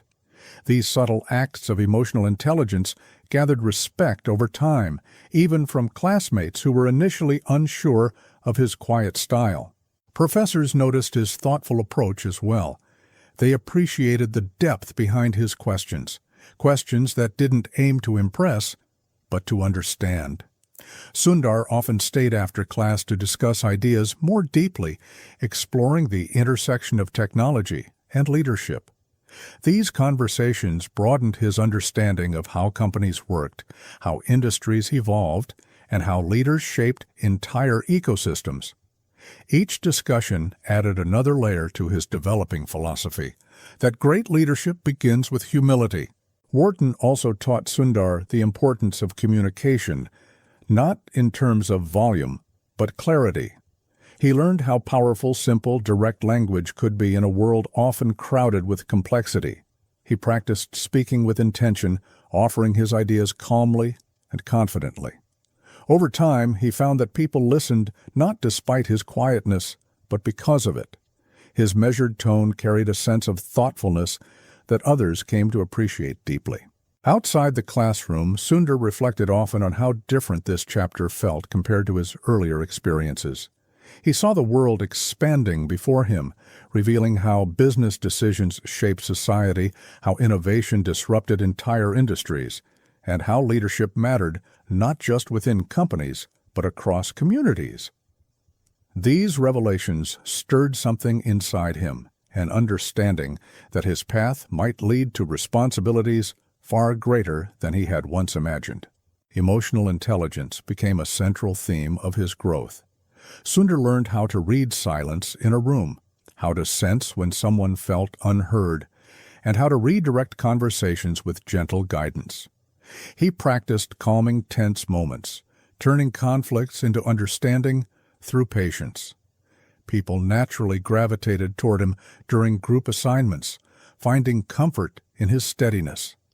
He became someone who lifted anxiety simply by being present. Wharton also exposed him to a broad network of ideas and people. He met classmates with diverse backgrounds, entrepreneurs, analysts, designers, and dreamers. Their ambitions differed, but each shared a hunger to build something meaningful in the world. Sundar listened to their stories with genuine curiosity. He admired their drive, even when their styles contrasted sharply with his own. He learned from their courage, just as they learned from his calm. Slowly, Sundar's sense of leadership began to crystallize. He understood that he didn't need to become louder or more forceful to be effective. His strength lay in his ability to reason clearly, to empathize deeply, and to persuade gently. He saw how calm could be a form of power, subtle, steady, and transformative. Leadership, he realized, was not about commanding attention. It was about earning trust. Assignments that once felt intimidating now felt manageable. Sundar approached them with the confidence of someone who knew his pace, his strengths, and his place in the world. He no longer compared himself to the louder voices around him. He simply embraced his quiet style, knowing it allowed him to see things others overlooked. His confidence grew, not with arrogance, but with humility. Toward the end of his time at Wharton, Sundar reflected on the journey that had brought him here. From a modest apartment in Chennai to the corridors of IIT Kharagpur, from the labs of applied materials to the classrooms of Wharton, each chapter had shaped him gently but profoundly. He sensed that the path ahead would require every lesson he had learned about patience, empathy, and calm resilience. And as he looked forward, Sundar felt a soft readiness in his heart, the sense that he was standing at the threshold of something significant. A journey not just into the world of business, but into the world of building products, guiding teams, and shaping the future of technology. The quiet observer was preparing to enter a world where his calm presence would one day guide millions. Sundar's first day at Google in 2004 began with a quiet excitement that he kept mostly to himself. As he drove toward the company's Mountain View headquarters, he noticed how different the surroundings felt from anywhere he had worked before. The buildings were colorful and soft-edged, almost playful, as though they were designed to spark curiosity rather than intimidate. He stepped out of the car with a calm breath, feeling the morning air settle gently around him. There was no grand moment of arrival, just a quiet sense that something new was beginning. Walking through the campus, Sundar noticed how informal everything felt. Employees rode bicycles between buildings, conversations drifted across open spaces, and laughter echoed through courtyards like gentle waves. This wasn't the structured environment of traditional corporations, nor the academic depth of Stanford. It was something entirely different, alive, spontaneous, and quietly unpredictable. Sundar moved through the space slowly, letting the atmosphere wash over him. Inside, the offices buzzed with a kind of organized chaos. Whiteboards stretched across walls, covered in sketches, equations, and ideas half-formed. Engineers crowded around screens, debating features and voices that rose and fell like shifting tides. Nobody seemed to follow a strict pattern. People worked where they wanted, on couches at high tables, or even outside in the sun. Sundar watched all of this with steady eyes, absorbing the rhythm of a workplace where creativity grew freely. The onboarding process reflected the same energy. Instead of a rigid schedule, Sundar was given a loose set of introductions, meetings, and a reminder to explore the campus on his own. He wandered through hallways where the hum of computers blended with the quiet tapping of keyboards. Screens displayed prototypes, data visualizations, maps, and search experiments. It felt like he was standing inside the mind of a giant organism that never stopped thinking. He felt both small and inspired in the presence of so much possibility. During his first team meeting, Sundar sat quietly near the back, observing the interactions unfolding around the table. Engineers presented updates rapidly, switching topics with ease and diving into technical details that intertwined like threads in a woven tapestry. There was no hierarchy. Junior employees challenged senior ones. Interns questioned product directions, and ideas moved freely regardless of title. Sundar recognized immediately that leadership here meant influence through insight, not authority. It reinforced something he had always believed, that quiet clarity could matter more than loud confidence. Despite the welcoming atmosphere, Sundar felt a flicker of uncertainty. He wondered whether he could adapt to such an unstructured environment, where decisions sprang from spontaneous conversations and ideas were debated openly. His calm, methodical nature sometimes felt at odds with the rapid pace around him, but he reminded himself that adaptation was not about becoming someone else. It was about finding his place within the existing landscape. He breathed deeply, grounding himself in that familiar patience. He was assigned to work on the Google Toolbar, a small but widely used browser extension that helped users search more easily. At first glance, it didn't seem like a glamorous project, but Sundar sensed its importance beneath the surface. The toolbar offered Google a window into user behavior, a way to stay connected even when users weren't on the Google homepage. It was an unassuming entry point into something larger. Sundar approached it with the same thoughtful dedication he brought to every task. As he dove into the work, he noticed flaws in Google's overall strategy, weaknesses most people ignored because the company was growing rapidly. Google relied heavily on existing browsers to reach users, making it vulnerable to changes outside its control. Sundar saw how this dependency could become a long-term risk, even if others didn't yet recognize it. He didn't raise alarms or argue loudly. He simply studied patterns, gathered data, and allowed the insights to settle in his mind quietly. Days flowed into weeks, and Sundar began to understand the deeper culture of Google, one built on experimentation, open debate, and relentless pursuit of improvement. He observed how even small teams carried enormous responsibility, shaping features used by millions. He admired the curiosity that fueled decisions, the willingness to test ideas quickly, and the humility with which people accepted feedback. Google felt like a place that valued the mind over the ego. That suited him perfectly. He spent evenings walking through the campus after most employees had left. The quiet paths, the dimly lit offices, the hum of servers. It all gave him space to reflect on his growing role. He felt grateful for the chance to contribute to technology that shaped everyday life. And though he still felt unseen at times, he sensed that his steady nature would find its place here. Google was chaotic, yes, but within its chaos lived a deep respect for thoughtful minds. It was in these quiet moments that Sundar realized something important. The environment didn't need to match his personality for him to thrive. He simply needed to be patient. Slowly, he felt himself relaxing into the flow of the company, letting go of the need to force anything. Adaptation was happening naturally, just as it always had in his life.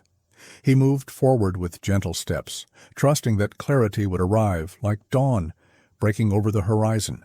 And as he adjusted to the unpredictable rhythm of Google, Sundar sensed that his journey was entering a new chapter, one where ideas he hadn't yet spoken aloud would soon take shape in ways he could not have imagined. As weeks at Google turned into months, Sundar's presence began to settle quietly into the company's culture.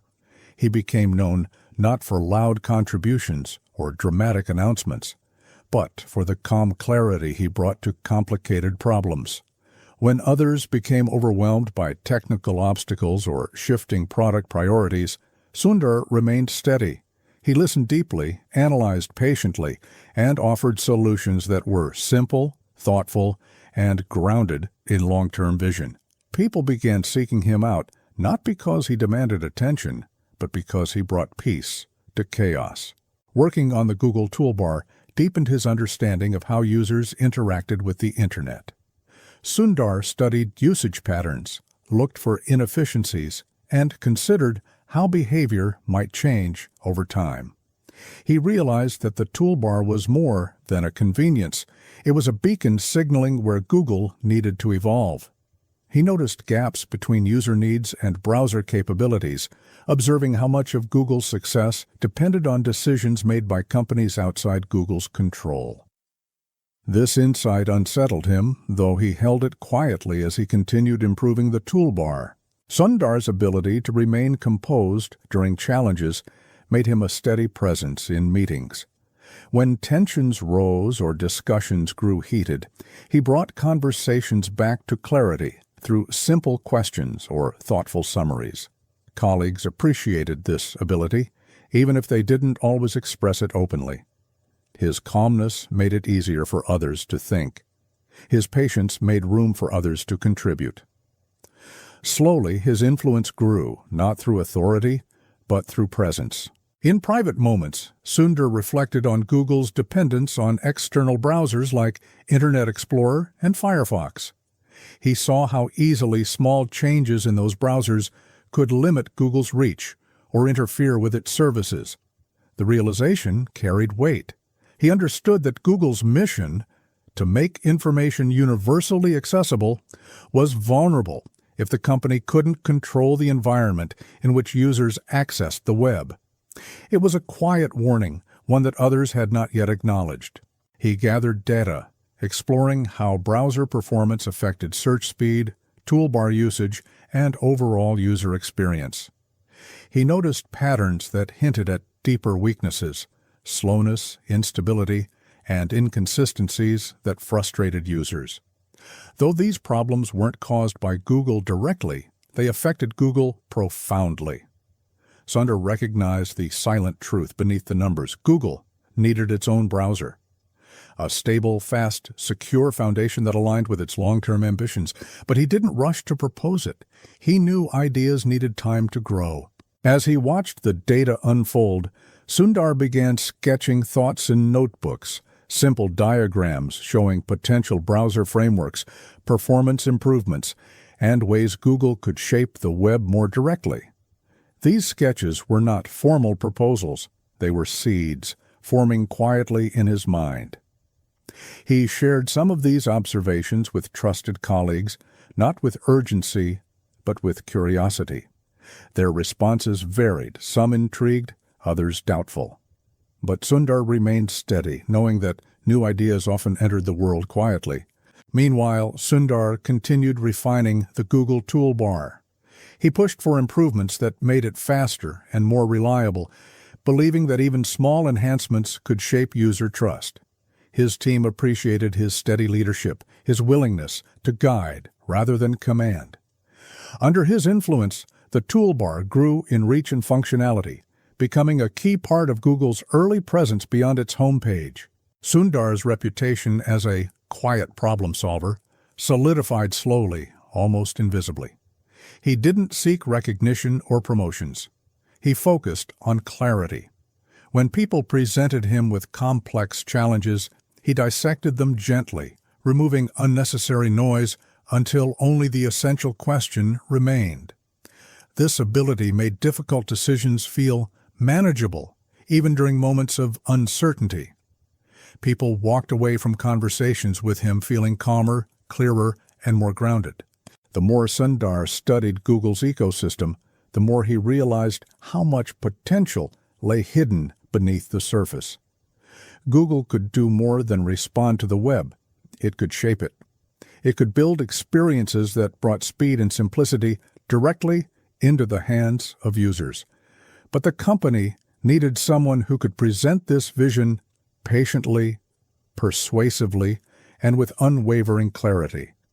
Sundar sensed that this responsibility might soon find its way to him. Late at night, as the offices quieted and most employees went home, Sundar often stayed behind, reviewing data or refining ideas.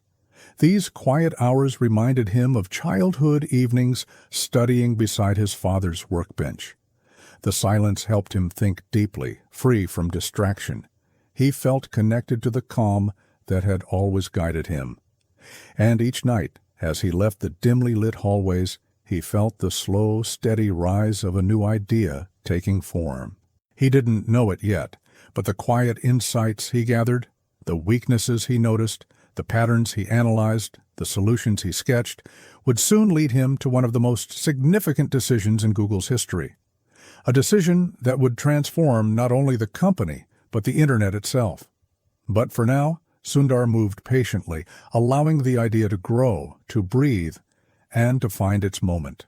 And as he walked across the peaceful nighttime campus, the sound of distant servers humming softly, he felt the world widening once again, just as it had when he left Chennai, when he stepped onto Stanford's grounds, when he first joined this chaotic, creative place called Google. For months, Sundar carried the quiet certainty that Google needed its own browser, an idea that settled into his thoughts slowly, like a soft ripple expanding across still water. It wasn't a sudden revelation or a moment of bold inspiration. Instead, it emerged from observation, from patterns he noticed while studying data, from the subtle frustrations he saw in users who depended on an Internet experience Google did not fully control. This realization grew quietly, strengthening each time he examined performance metrics or watched browsers struggle under the weight of modern web tasks. Sundar understood that if Google wanted to build the future, it needed a stronger foundation beneath it. He approached the idea with characteristic patience. Instead of announcing it loudly, Sundar began discussing it gently with a few trusted colleagues, engineers he respected, designers who understood user experience, and product thinkers who appreciated long-term strategy. Their reactions were mixed. Some felt the vision immediately, sensing the potential in a Google-built browser. Others hesitated, unsure why the company should enter a space dominated by established players. Sundar listened to each concern carefully, not arguing, but absorbing, clarifying, and refining his perspective. As he shared the idea more widely, he encountered quiet resistance. Many believed that browsers were a solved problem, an unnecessary battle that would drain resources and distract the company from its core mission. After all, Google thrived on partnerships with existing browsers. Launching a competing product seemed risky, even unwise. But Sundar saw further than most. He recognized that the web was evolving, growing more complex each year. Browsers had become gateways to the entire Internet. And Google, despite its influence, was at the mercy of decisions made by others. He prepared for leadership discussions with the same calm thoroughness he brought to engineering challenges. He gathered data showing how performance issues affected user experience. He documented scenarios where Google's ability to innovate was limited by browser constraints. He painted a picture of a future where speed, simplicity, and security would define the web, and where Google needed to lead, not follow. But he did all of this quietly, avoiding dramatic pitches. Instead, he offered clarity, grounded in facts and gentle conviction.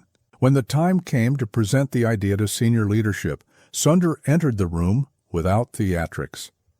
He spoke with measured confidence, laying out the vision step by step. He explained not just why Google needed a browser, but how building one aligned with the company's mission to make information accessible and useful.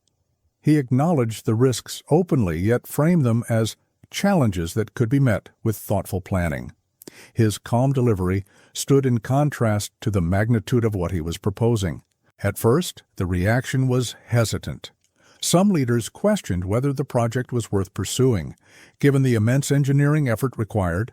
Others worried about damaging relationships with existing browser partners. A few openly doubted the feasibility of competing in a market dominated by giants. Sundar listened to every objection. He didn't push. He didn't argue. Instead, he clarified the long-term vision, one where the web itself would evolve faster if the right tools existed. Gradually, he persuaded them not through pressure, but through patience. His ability to remain unshaken helped others see the logic behind his vision. He wasn't asking Google to take a reckless gamble. He was guiding them toward a future that was already forming at the edges of the Internet. Leadership began to soften, recognizing that the quiet engineer before them had uncovered something important, something Google needed to embrace. Even then, approval was cautious. Sundar was encouraged to explore prototypes, gather more evidence, and build a small team that could experiment quietly. He accepted this step with gratitude, knowing that big ideas often grew best in small, protected spaces. He assembled engineers who shared his curiosity, people who appreciated both the technical challenge and the potential impact. Together, they began building the first pieces of what would one day become Google Chrome. The early prototypes were fragile. They crashed often, performed inconsistently, and failed tests in ways that made the team laugh and sigh in equal measure. But each failure brought insight. Each mistake revealed something new. Sundar encouraged his team gently, reminding them that innovation required patience, experimentation, and steady improvement. He kept the vision clear, even during difficult moments. He ensured that frustration never overwhelmed progress. As the project grew, so did the resistance from within Google. Some teams felt threatened, believing Chrome would create internal competition or disrupt existing initiatives. Others worried that the browser project would divert resources from products already struggling. At times, the debates grew intense, but Sundar never raised his voice. He responded with empathy, acknowledging concerns, sharing information transparently, and offering reassurance without forcing agreement. His calm became the anchor that held the team together. Slowly, trust formed around him. Engineers admired his clarity and dedication. Leaders respected his persistence. Team members felt supported and valued, even when challenges mounted. The project, once seen as improbable, began gaining quiet momentum. Sundar's belief in simplicity guided every decision. Each feature needed clear purpose, each line of code needed elegance, each design needed intention. The closer they came to a viable browser, the more Sundar understood the magnitude of what they were building. Chrome wasn't just software. It was a new way of experiencing the web, faster, cleaner, more secure. A tool that could shape how billions interacted with information. But he carried this realization gently, never treating it as a weight, only as a responsibility to move through with patience. As Chrome neared its first public release, Sundar looked back at the long path that had brought them here. He saw the quiet moments in conference rooms, the late-night coding sessions, the gentle conversations that turned skepticism into cautious hope. He saw a team transformed by belief, not force. He saw a project born from observation, nurtured through persistence, and shaped by a calm vision for the future. And though the world had not yet seen what Chrome would become, Sundar sensed that the quiet idea he had once tucked into a notebook was now ready to step into the light. When Google Chrome launched its first public version, the reaction was far from unanimous praise.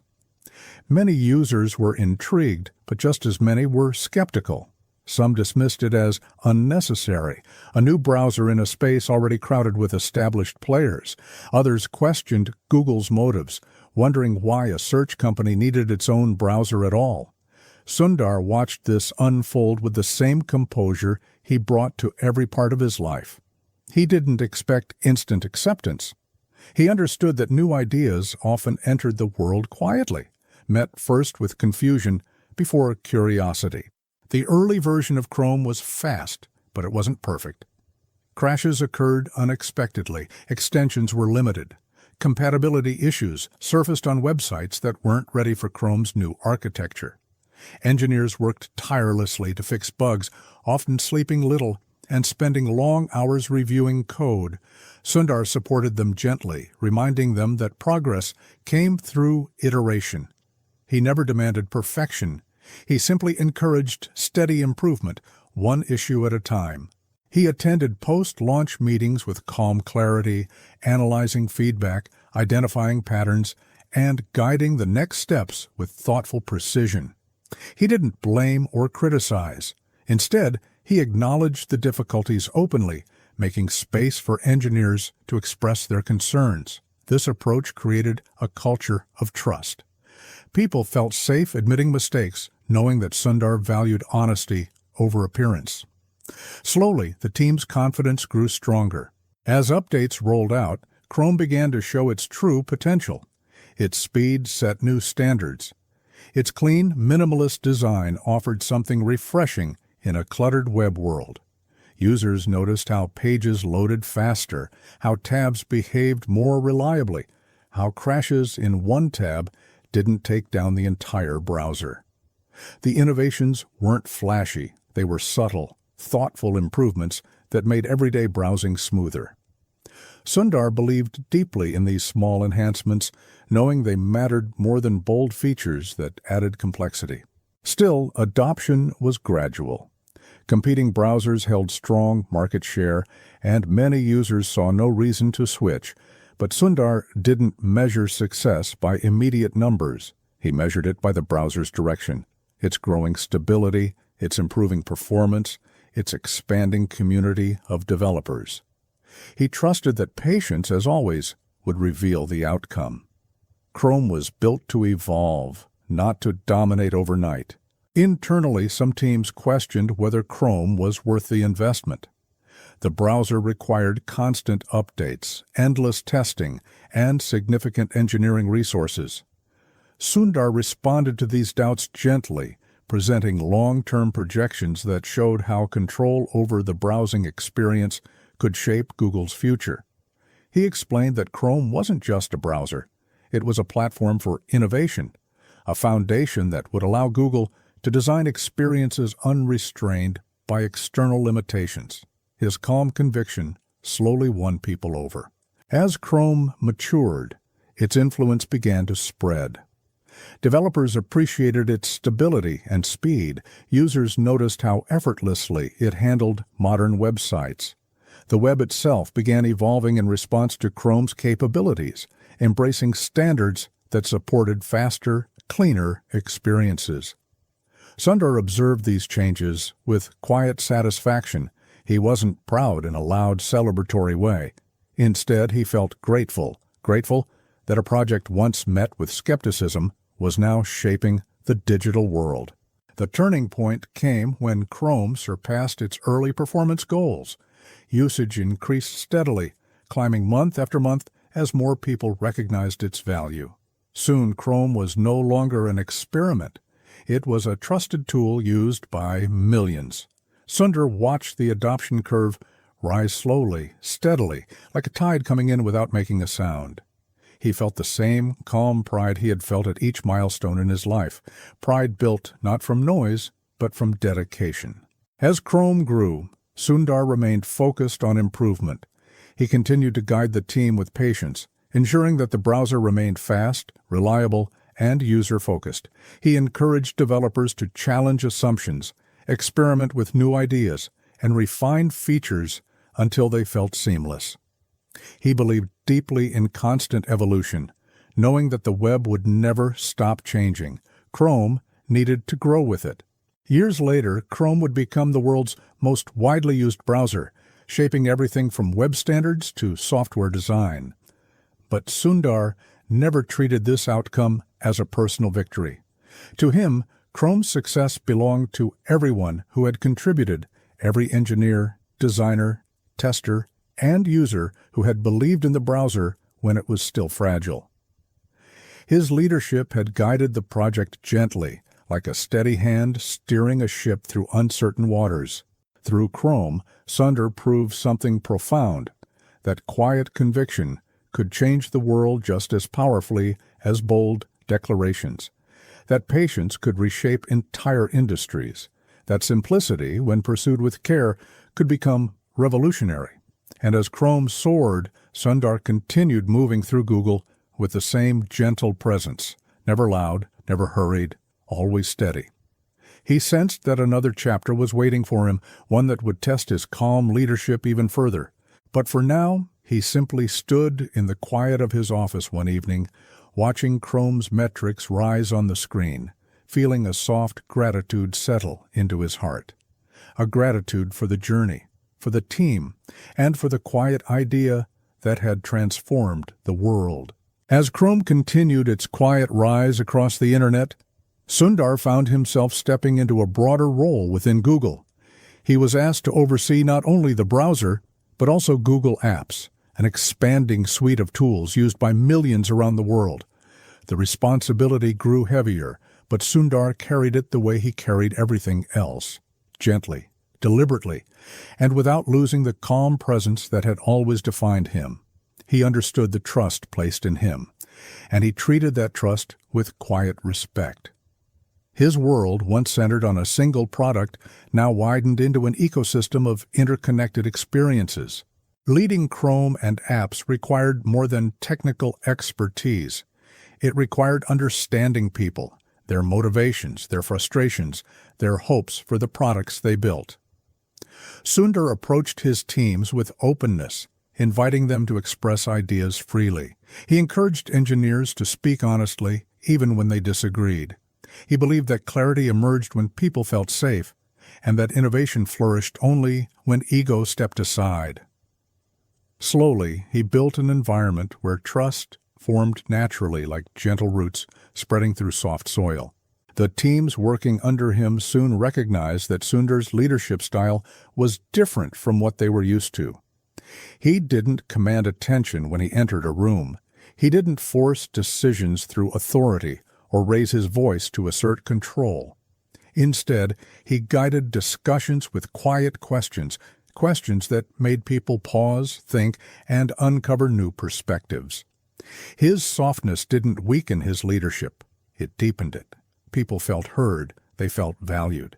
They felt motivated to do their best work. Conflicts inevitably arose in a company as large and fast-moving as Google.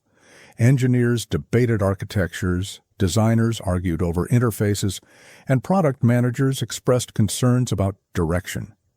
But even in the midst of these tensions, Sundar remained steady. He listened calmly to each side, filtering out emotional noise and focusing on the core issue. He rephrased arguments in gentle, neutral language, allowing clarity to seep back into the conversation. Over time, people began to rely on him not just to make decisions, but to restore balance. His ability to manage conflict without escalating it became one of his quiet superpowers. He had no interest in winning arguments. He cared about solving problems. He didn't see disagreements as signs of dysfunction, but as opportunities for alignment. His calmness softened edges, turning confrontations into collaboration. This atmosphere helped the Chrome and Apps teams navigate difficult decisions without splintering. People respected each other more deeply because Sundar set the tone, soft, steady, and rooted in understanding.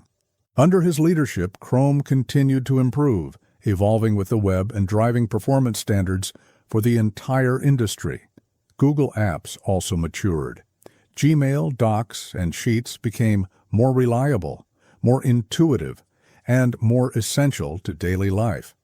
Teams worked tirelessly, but they did so with a sense of purpose, anchored by Sundar's unwavering clarity. He didn't ask them to chase perfection. He asked them to pursue usefulness. And they did, one small improvement at a time. As his responsibilities grew, Sundar began to understand the emotional weight carried by leaders. He saw how his reactions shaped team morale, how his expressions influenced confidence, and how his decisions affected thousands of lives inside and beyond Google.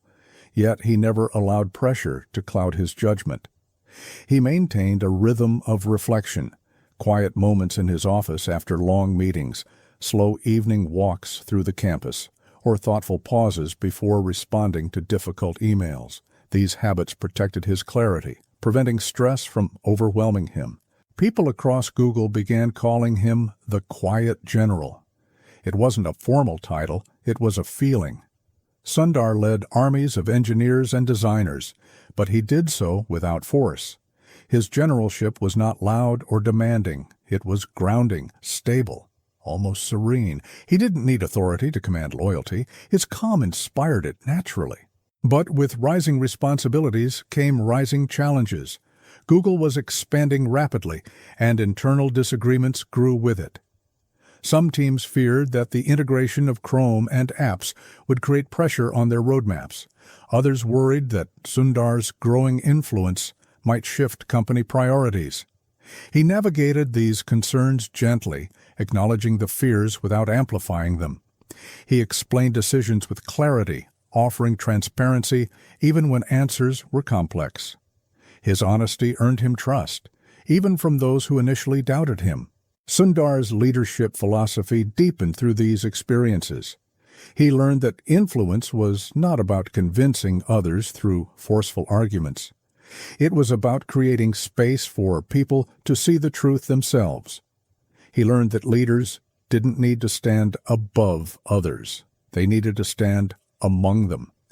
He learned that calm, when practiced with intention, could guide teams through storms without losing direction. Throughout this period, Sundar rarely thought of himself as someone rising in power. He thought of himself as someone supporting others, someone helping clarify paths, someone strengthening foundations. His humility remained intact, even as colleagues began to see him as an essential pillar of Google's future. He carried his responsibilities with gratitude and quiet dedication. But the next challenge waiting for him would be far more intense, far more visible, and far more demanding than anything he had faced before.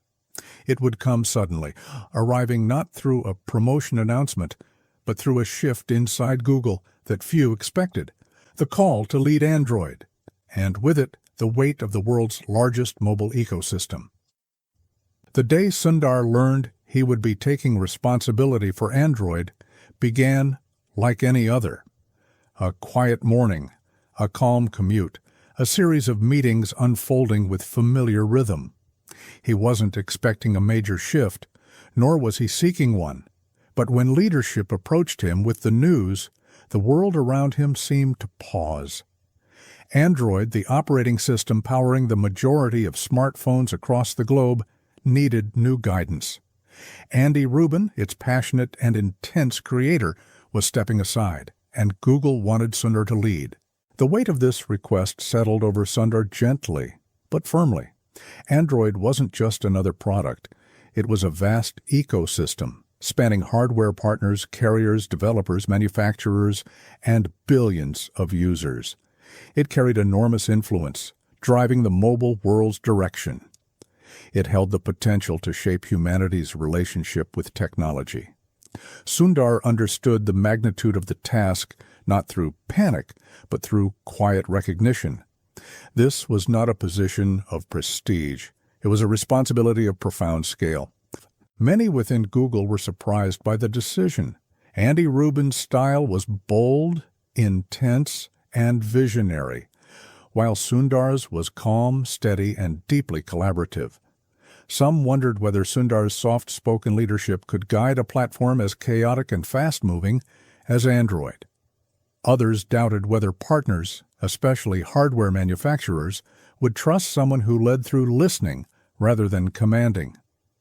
These doubts floated through hallways and whispered conversations, carried on the edges of meetings. Sundar heard them, but he did not let them unsettle him.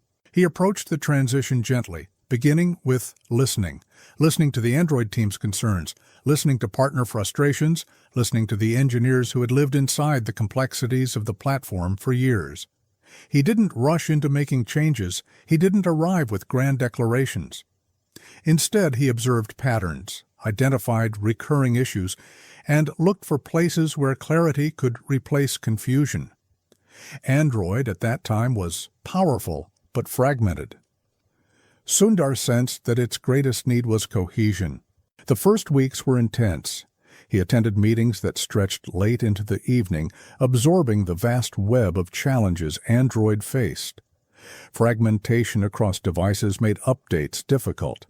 Manufacturers implemented their own variations of the operating system, creating inconsistencies. Carriers imposed delays. Developers felt overwhelmed by the differences between phone models. The ecosystem was enormous, but tangled. Sundar approached each problem not with frustration, but with patience. He broke problems into parts. He searched for common threads. He guided conversations back to simplicity.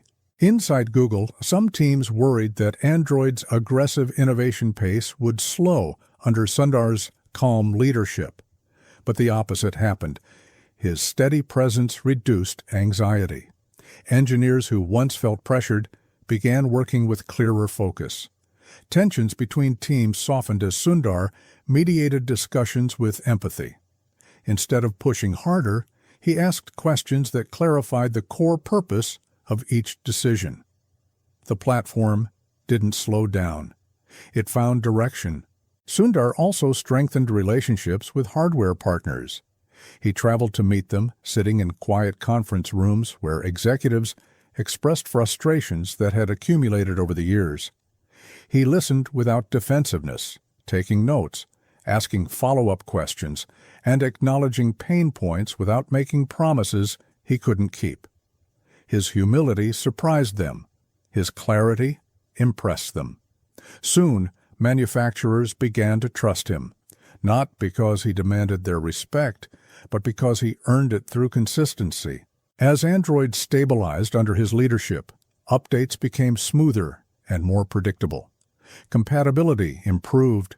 Communication lines strengthened. Teams began collaborating across boundaries that once felt solid and immovable. Sundar's calm style acted like a gentle oil applied to rusty gears, reducing friction, restoring motion, and enabling the entire ecosystem to move with greater harmony. The platform grew stronger, not through dramatic changes, but through quiet, deliberate refinement. The enormous pressure of the role never left him. It followed him through sleepless nights, complex negotiations, and high-stakes product launches. But Sundar carried the pressure gracefully, letting it shape him rather than overwhelm him. He understood that leadership required more than intelligence. It required emotional steadiness. It required patience. It required the ability to see beyond immediate noise and focus on the long-term path ahead. The world outside Google began to notice his influence too. Android devices became more cohesive, updates more reliable, and user experiences more seamless. Reporters wrote about the transformation. Analysts discussed the newfound stability in the Android ecosystem. But Sundar didn't see these changes as personal achievements. He saw them as the natural result of collective effort, guided with humility. Inside himself, he felt a quiet gratitude, not for recognition, but for the opportunity to lead in a way that aligned with his nature. He didn't need power to validate him. He didn't need praise to motivate him. His purpose came from the work itself, from improving systems, supporting teams, and building technology that served people. And as Android continued to grow, touching billions of lives across the world, Sundar sensed that the journey was preparing him for something even larger, a responsibility broader than any role he had taken before, a role that would soon place the future of Google, and eventually the entire alphabet, into his calm, steady hands. As Sundar stepped deeper into his expanding role at Google, he found himself overseeing not just a single team or a single product, but entire pillars of the company. Search, Maps, and YouTube, three of the most influential digital tools in the world, now rested under his gentle guidance. Each platform served billions, and each carried enormous responsibility. Yet Sundar approached this new chapter with the same steady calm that had shaped his journey from the beginning. He understood the magnitude, but he did not let it shake the quiet center within him. The transition didn't happen all at once. It unfolded naturally, like a tide rising slowly along a quiet shore. Leadership noticed how effectively Sundar had guided Chrome. They observed his steady hand in stabilizing Android. They saw how he brought clarity to complex systems without overwhelming teams or imposing strict control. And over time, the responsibilities expanded, reflecting the trust placed in him. Sundar did not seek these roles. They simply arrived at his doorstep, and he accepted them with humility. Managing search required Sundar to understand not just technology, but the heartbeat of the Internet itself. Billions of people relied on Google search every day, asking questions that ranged from simple facts to life-changing decisions. Sundar approached search with reverence, recognizing its role as a quiet companion in people's daily lives. He listened to the engineers who maintained the ranking algorithms, the designers who crafted the user interface, and the researchers studying how people searched for information. Every insight helped him understand how search shaped human behavior in subtle ways. When discussing improvements, Sundar never demanded dramatic changes. He asked thoughtful questions that encouraged teams to see beyond metrics and think about experience. How did users feel when they typed into the search bar? What did clarity look like? How could results become more helpful without becoming overwhelming? His guidance focused not on speed alone, but on usefulness, trust, and accessibility. Teams learned that innovation didn't always need to be loud. Sometimes the most powerful improvements were the ones users never noticed, because they simply made life easier. Maps required a different kind of empathy. It was a tool built on geography, yet it shaped emotions, guiding people through unfamiliar streets, helping them navigate new cities, and assisting them when they felt lost. Sundar understood this deeply. He saw maps not as a technical achievement, but as a companion that guided people gently through their daily journeys. He encouraged the Maps team to think about the user's perspective, to imagine the moment someone felt disoriented and needed clarity. He asked them to imagine how it felt to feel lost, and then to imagine how it felt to be found again. He pushed for improvements in accuracy, speed, and visual clarity, but always through the lens of empathy. Maps became smoother, more intuitive, more reliable. Street view expanded, directions became clearer, local business information improved. Little by little, the product evolved into a quiet support system for millions traveling through unfamiliar places. Sundar's guidance helped shape this progression, even if he never took credit for it. YouTube presented its own challenges, a platform overflowing with creativity, culture, information, and influence. Sundar approached YouTube with respect for its power. He knew that billions of people relied on it for learning, entertainment, and connection. He also understood the responsibility that came with such reach. Decisions at YouTube influenced filmmakers, creators, educators, and entire communities. Sundar guided conversations with sensitivity, knowing that even small decisions could ripple across the world. He encouraged YouTube's leaders to focus on stability, fairness, and user well-being. He emphasized the importance of supporting creators while also protecting viewers. He listened carefully to concerns about content moderation, monetization, and safety. His calm, steady presence helped teams navigate emotionally charged discussions. He didn't offer quick answers. Instead, he helped teams uncover clarity through patience. Across search, maps, and YouTube, Sundar became known as a leader who brought peace to complexity. His demeanor softened tensions. His clarity brought direction. His empathy shifted perspectives. Engineers and executives alike found comfort in his presence, knowing he would guide them through challenges without fear or pressure. Slowly, he became the stabilizing force these massive products needed. As responsibilities increased, Sundar continued to protect moments of quiet reflection. After long days spent in back-to-back meetings, he often walked through the campus in the late evening, letting the quiet night sky help settle his thoughts. He understood that leadership required emotional clarity. He knew he had to be grounded before he could ground others. These moments of calm were not luxuries, they were necessities. Through each challenge, Sundar never lost sight of the deeper purpose behind technology. For him, search wasn't just a product. Maps wasn't just a tool. YouTube wasn't just a platform. They were extensions of human curiosity, human movement, and human creativity. He believed they existed to support people, to make life a little easier, a little clearer, a little more connected. This belief guided every decision he made. And as he guided these vast digital worlds with gentle intention, Google quietly began to shift around him.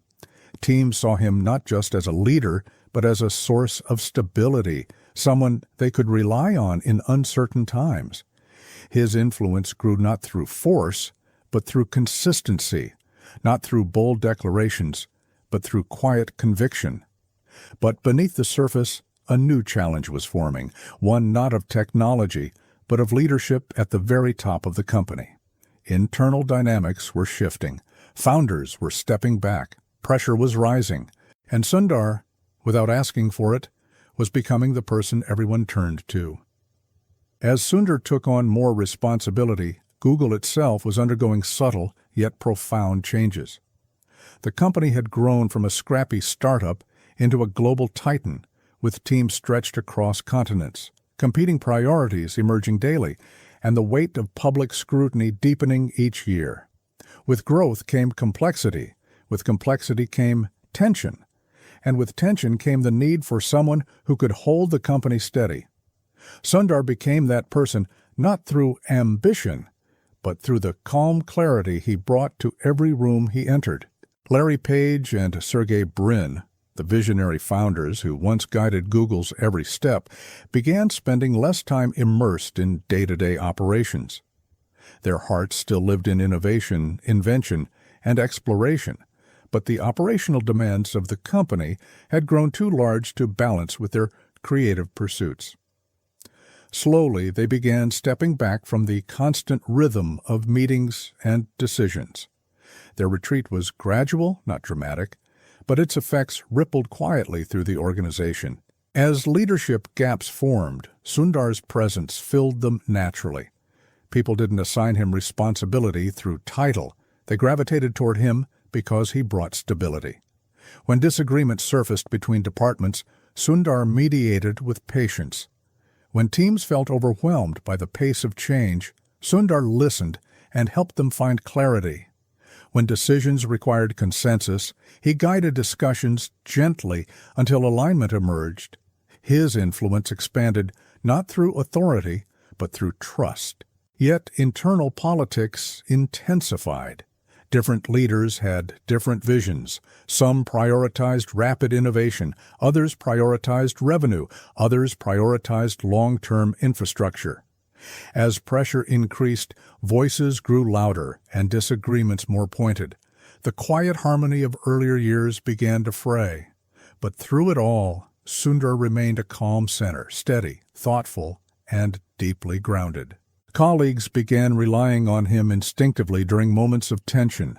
He had a gift for lowering the emotional temperature of a room with a single, steady breath. He saw conflict as something to understand, not something to overpower. He listened for the meaning behind people's words, understanding that frustration often masked fear. He encouraged teams to seek clarity instead of certainty. His leadership transformed difficult conversations into opportunities for shared understanding. Larry and Sergey watched these shifts quietly. They saw how Sundar handled tensions that would have exhausted others. They noticed how people from all levels, engineers, managers, executives, approached him for guidance. They observed how product teams aligned more easily under his steady direction. To them, Sundar was not just a capable leader. He was the anchoring presence Google needed as it navigated the challenges of becoming a global institution. As they stepped further back, Sundar began assuming responsibilities that once rested on their shoulders. He reviewed product roadmaps, coordinated leadership discussions, and aligned teams behind shared goals. He brought order to complexity, transforming scattered priorities into coherent strategies. His calm thinking helped Google maintain direction even as the company expanded into artificial intelligence, cloud computing, hardware, and global services. The internal politics didn't disappear, but Sundar's steadiness carried the company forward through them. He learned to navigate disagreements with a delicate balance of empathy and decisiveness. He weighed decisions carefully, never rushing even when pressure mounted. His clarity became a compass for others, a soft guiding light in an ever-shifting landscape. During this period, Sundar spent long evenings at the office, reflecting on the weight of the role he was gradually stepping into. He understood that leadership was not just a set of tasks. It was emotional labor, carrying the concerns of thousands, understanding the perspectives of millions, and making choices that could impact entire industries. He felt this weight gently, never as a burden, but as a responsibility shaped by gratitude. His relationship with Larry and Sergey deepened in quiet ways. They trusted him, they relied on him, they consulted him on decisions that once belonged solely to them. They saw in him a reflection of the values that had shaped Google since the beginning: curiosity, kindness, humility, and a commitment to making the world better through technology. They knew that he would carry these values forward, even as Google evolved. Employees noticed the shift. They sensed that Sundar's voice carried a new weight within the company. They recognized that he was becoming the stabilizer in a time of uncertainty. And though no formal announcement had been made, the sentiment echoed through the halls of Google. Sundar was becoming the quiet leader they all needed. He didn't seek the spotlight, but the spotlight found him. He didn't chase influence, but influence grew around him. He didn't claim authority, but authority gradually settled into his hands, placed there by trust, not by demand. And as internal politics continued to swirl, Sundar held Google steady with the same calm resilience that had carried him from Chennai to Stanford, from Chrome to Android, from engineer to quiet general. Little by little, he was becoming more than a product leader. He was becoming the heart of Google's stability. When Sundar was asked to step into the role of CEO of Google in 2015, the moment arrived not with fanfare, but with a quiet stillness. Larry Page and Sergey Brin approached him gently, the way mentors might speak to someone they deeply trusted. They explained that Google was entering a new era, one where the company needed steady hands, emotional clarity, and a leader who could unify thousands of people across countless teams. Sundar listened carefully, absorbing the weight behind their words. The world may have seen the announcement as a milestone, but for him, it felt like a humble responsibility placed softly upon his shoulders. He understood that Google was no longer the scrappy startup it once had been. The company had grown into a vast organism with products embedded in everyday life: search, maps, YouTube, Chrome, Android, and more.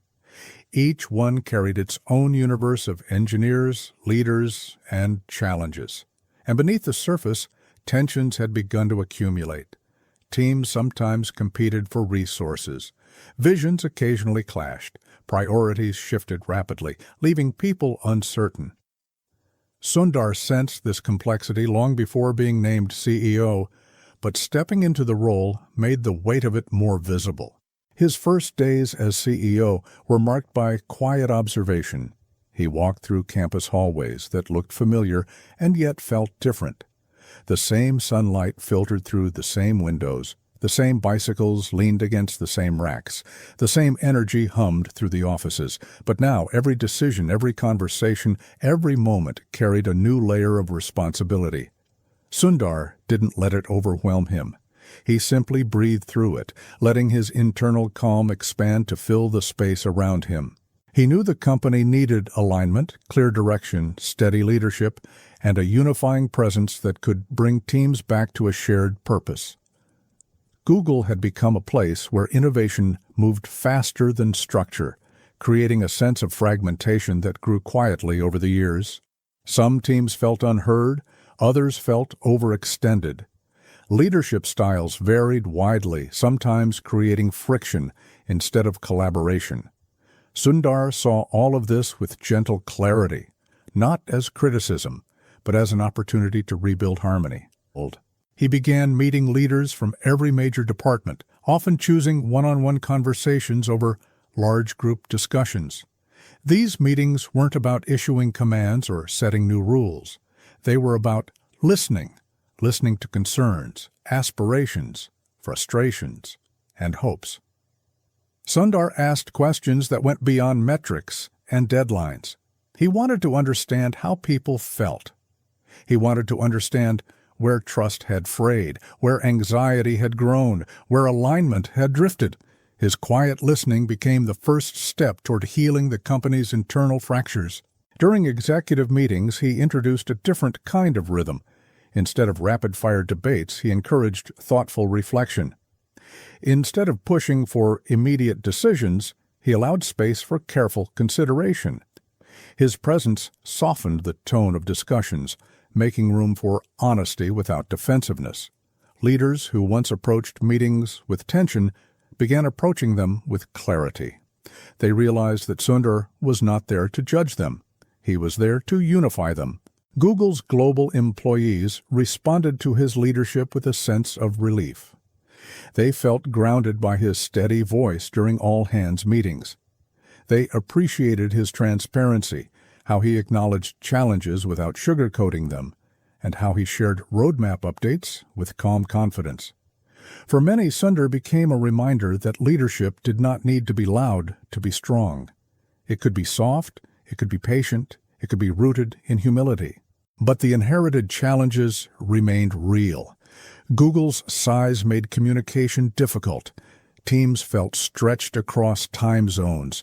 Product visions overlapped. New technologies emerged faster than decision frameworks could adapt. Sundar knew that he could not fix everything at once. Instead, he chose to move with intention, one conversation at a time, one alignment at a time, one quiet shift at a time. He began establishing a clear shared direction for Google, focusing on helpful products, sustainable innovation, and long-term thinking. He emphasized cooperations over competition, both within teams and across departments. Slowly, the energy within the company began to settle. People felt less uncertain. Teams found common ground. Decisions became clearer. The quiet unity Sundar brought through empathy and stability began spreading across Google's immense landscape. Through it all, Sundar remained himself, soft-spoken, observant, thoughtful, and grounded. He didn't attempt to mimic the founder's style. He didn't try to reinvent himself. He led through the same qualities that had carried him from Chennai to IIT, from Stanford to Google, from Chrome to Android. Calm, humility, clarity, patience. And as he stepped deeper into the role of CEO, Sundar understood that leadership was no longer just about guiding products. It was about guiding people, helping them feel valued, aligned, and supported. Google needed more than a visionary. It needed a stabilizer. It needed him. In the months following his appointment, Sundar began the slow, deliberate process of rebuilding Google's internal culture. He understood that culture wasn't shaped by slogans or policies. It was shaped by behaviors, especially the behavior of leadership. He made it a priority to model the qualities he believed mattered most: humility, empathy, collaboration, and quiet clarity. His goal wasn't to transform Google into something new. It was to help Google reconnect with the values that had once guided its earliest days. One of Sundar's first shifts was subtle but powerful. He encouraged leaders to ask more questions and make fewer assumptions. He believed that understanding came from listening, not from asserting. He encouraged meetings where the most junior voice could speak freely, where dissent was welcomed respectfully, and where ideas were explored without fear of being dismissed. Over time, this openness helped soften the hierarchical rigidities that had slowly formed as the company grew. He also emphasized psychological safety. Sundar wanted employees to feel safe expressing concerns, admitting mistakes, and offering feedback. He believed that innovation thrived not in environments of pressure, but in environments of trust. He reminded leaders that people performed at their best when they felt respected. He encouraged managers to praise publicly, critique privately, and guide with patience. This approach helped rebuild confidence across teams that had once felt overlooked or undervalued. During company-wide Q&A sessions, Sundar remained transparent about challenges. He didn't hide behind corporate language or polished reassurance. Instead, he spoke with sincerity and vulnerability. If he didn't have an answer, he said so. If a situation was complex, he explained the complexity calmly. His honesty created a bond between leadership and employees, one rooted in mutual respect. People felt seen, they felt included, they felt valued. Rebuilding culture also meant navigating difficult, layered decisions. Google faced scrutiny from the public, concerns from regulators, disagreements within teams, and rapid technological shifts. Instead of reacting impulsively, Sundar practiced deliberate calm. He addressed controversies with empathy, weighing perspectives carefully before acting. He encouraged leaders to balance boldness with responsibility. He guided discussions toward long-term solutions, not short-term optics. One of Sundar's quiet strengths was his ability to de-escalate tension. When conflicts arose between product teams over priorities, direction, or resources, he stepped in not as an enforcer, but as a mediator. He listened to each side, acknowledge their concerns, and reframe the problem with clarity. His presence alone softened disagreements, making room for mutual understanding. Teams that once clashed began working together more naturally, united through his steady guidance. Humility became a defining pillar of his leadership. Sundar never claimed credit for his successes, always redirecting praise to teams. He didn't seek to be the face of innovation, allowing products to shine on their own merit. He practiced gratitude quietly, thanking individuals in private, acknowledging contributions with sincerity. His humility inspired others to let go of ego-driven decision-making, fostering a culture where collaboration trumped competition. Trust became another pillar. Sundar believed that people did their best work when they were trusted rather than controlled. He encouraged autonomy across teams, empowering leaders to make decisions without excessive oversight. This trust allowed creativity to flourish. It created space for experimentation. It diminished fear and strengthened ownership. Sundar's trust wasn't blind. He set clear expectations, but it was generous, creating a foundation on which strong teams could stand. He also reminded Google of its deeper mission to build helpful tools that improved life for people around the world. He encouraged teams to prioritize usefulness over novelty, humanity over complexity, quality over speed. Under his leadership, product roadmaps grew more aligned with real human needs, reflecting his belief that technology should serve people, not overwhelm them. This focus became a quiet force guiding Google's evolution. Over time, these cultural shifts began to take root. The energy inside Google slowly changed. People felt less anxious, more supported, more unified. Meetings became calmer. Collaborations became smoother. Leadership grew more grounded. The internal fragmentation that had once threatened the company's cohesion began to heal. Google felt more whole. Through it all, Sundar remained the same, humble, steady, patient. He understood that culture wouldn't transform overnight. It would evolve through consistency, through small actions repeated daily, through the gentle influence of leaders willing to embody the values they preached. Sundar embraced this long, quiet work with gratitude, knowing that his role wasn't to shine, but to support. And as the months turned into years, Google slowly became not just a giant of technology, but a company grounded in stability, empathy, and thoughtful leadership. The quiet observer from Chennai had become the gentle force holding one of the world's most powerful companies together. When Sundar was asked to step into the role of CEO of Alphabet in 2019, the moment felt different from his earlier transitions. This time, the request came with a quiet gravity that lingered in the air long after the conversation ended.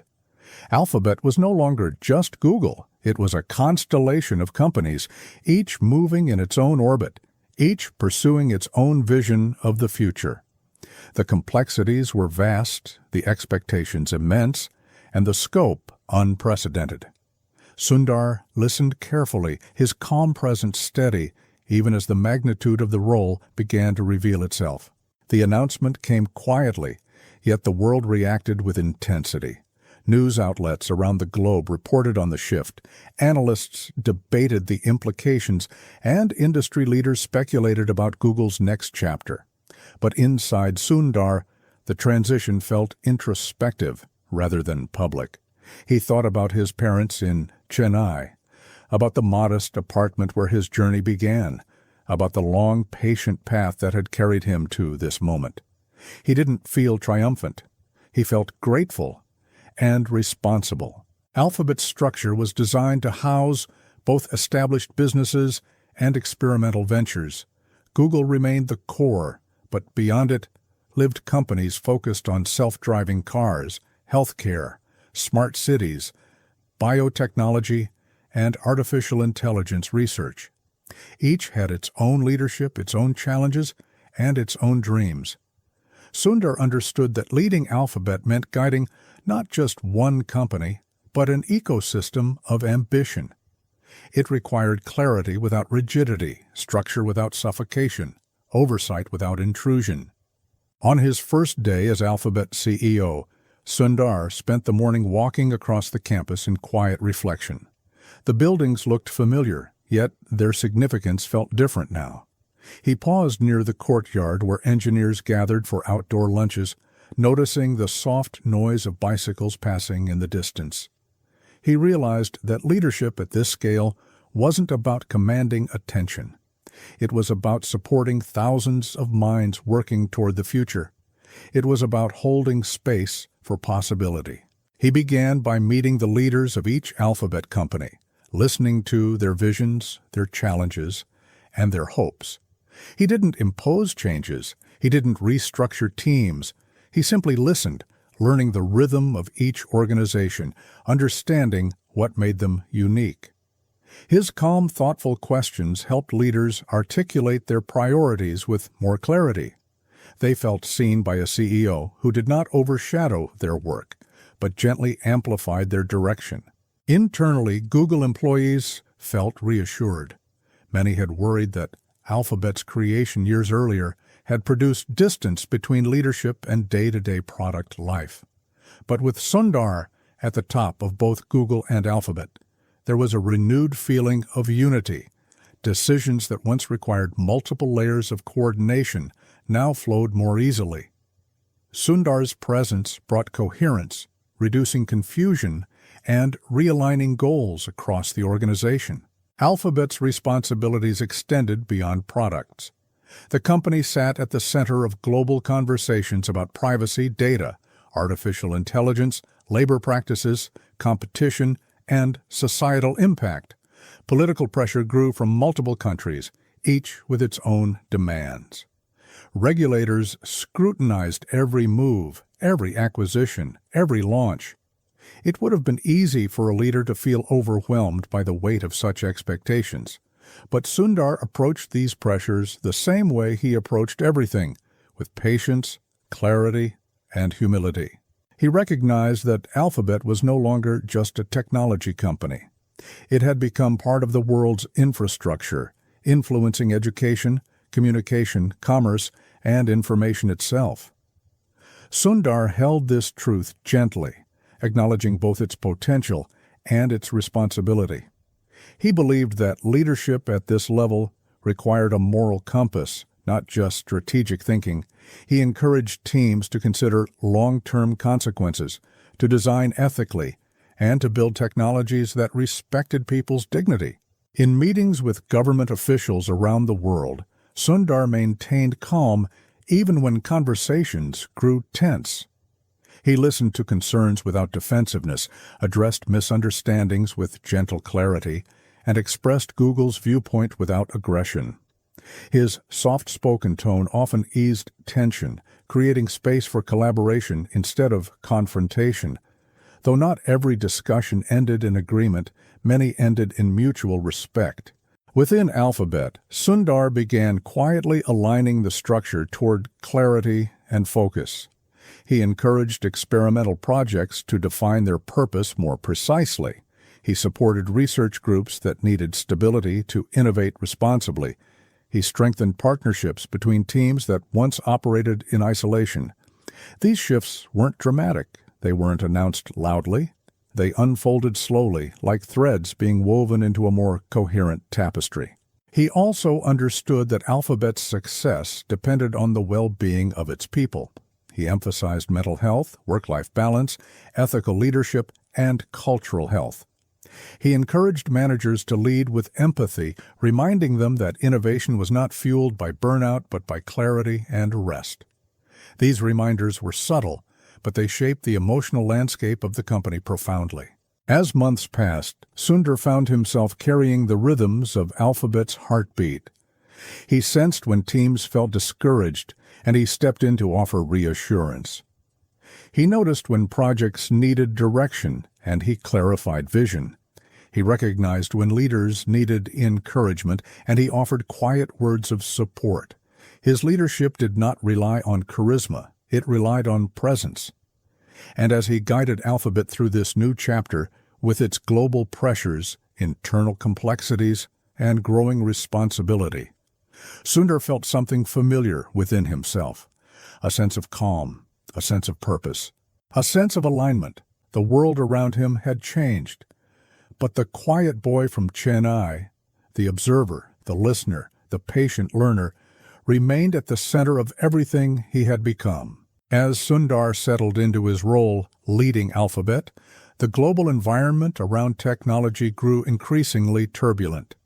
Governments launched investigations into competition, privacy, data usage, and market dominance. News headlines frequently scrutinized Google's decisions, sometimes fairly, sometimes without full context. Waves of misinformation spread across social platforms, creating challenges no one had predicted a decade earlier.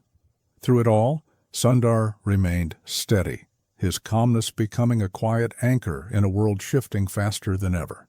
Antitrust hearings became a regular part of his life. In large conference rooms filled with cameras, microphones, and officials from around the world, Sundar answered difficult questions about market competition, consumer choice, and Google's influence. He knew that each word he spoke would echo globally, interpreted and debated by millions.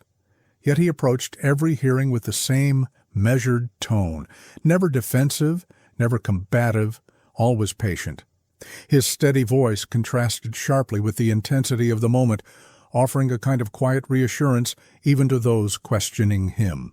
Behind the scenes, Sundar worked closely with legal teams, policy experts, and engineers to understand the nuances of each concern. He didn't treat the inquiries as battles to be won. He treated them as opportunities for deeper understanding. He believed that transparency built trust, even when misunderstandings ran deep. He encouraged teams to prioritize openness, to share data responsibly, and to address legitimate concerns with sincerity rather than resistance. Misinformation became another growing challenge. As online platforms evolved, false narratives spread faster than truth. This created anxiety, confusion, and harm across societies. Sundar approached the issue not as a matter of reputation, but as a matter of responsibility. He encouraged YouTube, search, and other platforms to strengthen safeguards, elevate verified information, and collaborate with experts. He insisted that decisions be made thoughtfully, balancing free expression with the need to protect people from dangerous falsehoods. Crises emerged in other forms too. Natural disasters required rapid updates to maps, search, and emergency tools. Global health challenges placed new demands on information platforms. Social unrest created pressure on content policies. Sundar guided teams through each situation with calm clarity. He asked them to focus first on helping people. He reminded them that Google existed to make information accessible and useful, especially in moments of crisis. Internally, employees sometimes felt pulled in opposing directions, balancing innovation with societal impact, growth with responsibility, speed with care. Sundar helped them navigate these tensions with empathy. He acknowledged the emotional weight of their work, validating the difficulty of making decisions that carried real-world consequences. He reinforced the idea that responsible technology was not just a goal, but a practice, one that required intention, reflection, and humility. During moments of intense public criticism, Sundar remained grounded. He didn't react impulsively to headlines. He didn't rush decisions to satisfy short-term pressure. Instead, he paused. He reflected. He gathered perspectives. He sought long-term clarity rather than quick relief. This patience allowed Alphabet to move thoughtfully, protecting both people and principles. As AI systems grew stronger, new ethical questions emerged. Could algorithms remain fair? Could machine learning remain safe? Could innovation avoid harm? Sundar approached these questions through the lens of responsibility. He collaborated with DeepMind, Google's AI teams, ethicists, and researchers to develop frameworks prioritizing safety, transparency, and human-centered development. He believed that the power of AI required guiding principles, not unfettered speed. The world's eyes remained fixed on Alphabet. Every new release triggered debate. Every change in policy invited scrutiny. Every improvement inspired excitement, followed by questions. Through it all, Sundar carried the emotional weight of leadership with quiet strength. His calmness wasn't passive. It was active, intentional, and deeply practiced. It allowed him to navigate storms without losing clarity. It allowed him to support his teams without spreading fear. It allowed him to move forward with purpose, even when the path twisted unpredictably. At times, Sundar reflected on his early days, the modest apartment in Chennai, the silence of IIT dormitory nights, the long walks through Stanford's courtyard, the chaotic creativity of his first days at Google. He realized that every chapter had prepared him for this one, not through technical knowledge alone, but through emotional resilience, through patience, through the gentle steadiness that had carried him from one milestone to another. Leading Alphabet during global scrutiny required a rare kind of strength, not the strength of force, but the strength of balance, not the strength of certainty, but the strength of reflection. Sundar embodied this in every decision he made, every meeting he held, every challenge he faced. As Sundar stepped deeper into the Alphabet era, he found his attention increasingly drawn toward one frontier: artificial intelligence. For years, AI had existed quietly inside Google's systems, powering search results, improving maps, supporting translation, and enhancing countless interactions. But something began shifting. AI matured, it accelerated, it expanded, it reached a point where its potential felt larger than any individual product. Sundar saw this shift with gentle clarity, recognizing that AI was no longer a tool. It was becoming a foundation. He approached AI not with excitement alone, but with responsibility. He understood that the technology carried the power to transform industries, influence societies, and reshape the future of human life. This understanding brought both opportunity and caution. Sundar believed deeply that innovation required intention, that the best technologies were the ones built with care, humility, and awareness. He often reflected on this balance during quiet evenings, thinking about how rapidly the world was changing and how slowly wisdom tended to move. Within Alphabet lived DeepMind, a research organization known for achieving breakthroughs that bordered on science fiction. Their achievements, defeating world champions in Go, solving decades-old protein structure puzzles, captured global attention.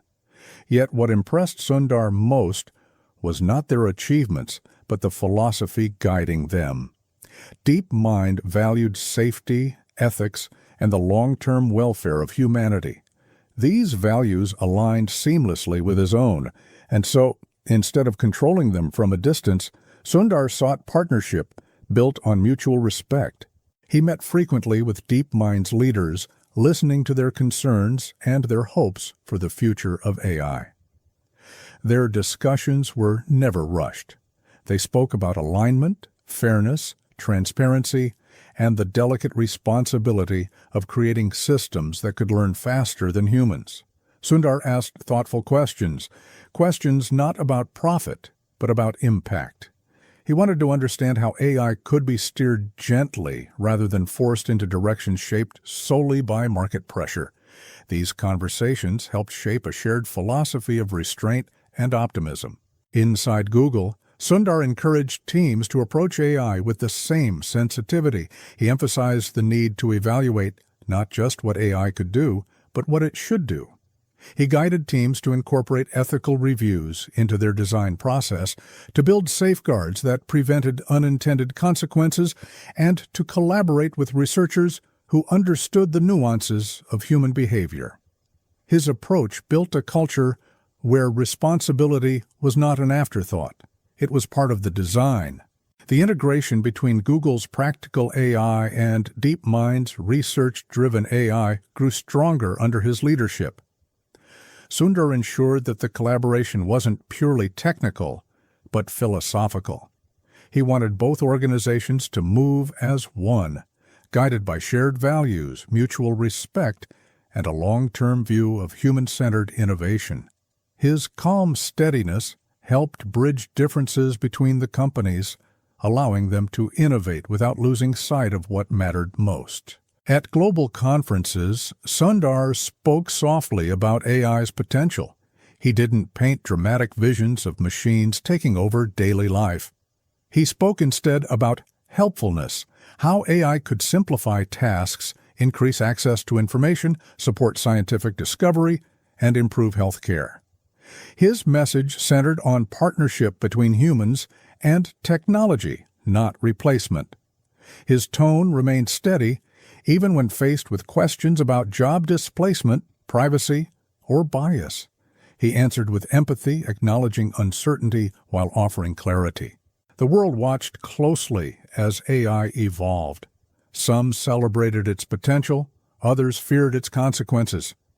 Sundar saw both emotions as valid. He believed that fear often came from misunderstanding, so he encouraged transparency, more communication about how AI worked, how models were trained, how safety checks were implemented. He believed the public needed not just reassurance, but understanding, and he guided Google to provide it. Internally, he encouraged teams to share their concerns openly. Engineers often found themselves torn between innovation and caution. Sundar understood this tension intimately. He offered them space to reflect, reminding them that responsible leadership required patience, even when speed tempted them forward. His gentle approach helped reduce pressure, allowing teams to make decisions aligned with their values rather than deadlines. Slowly, Google's identity began to shift. The company was no longer focused solely on search or ads or mobile software. It was becoming a leader in defining how AI should evolve, carefully, ethically, and with an emphasis on human well-being.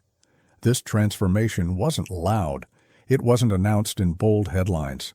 It lived quietly in daily decisions, in thoughtful discussions, in careful planning. Sundar believed that the future of AI wouldn't be defined by a single breakthrough. It would be defined by the relationships people formed with it and the guardrails that ensured those relationships remained healthy.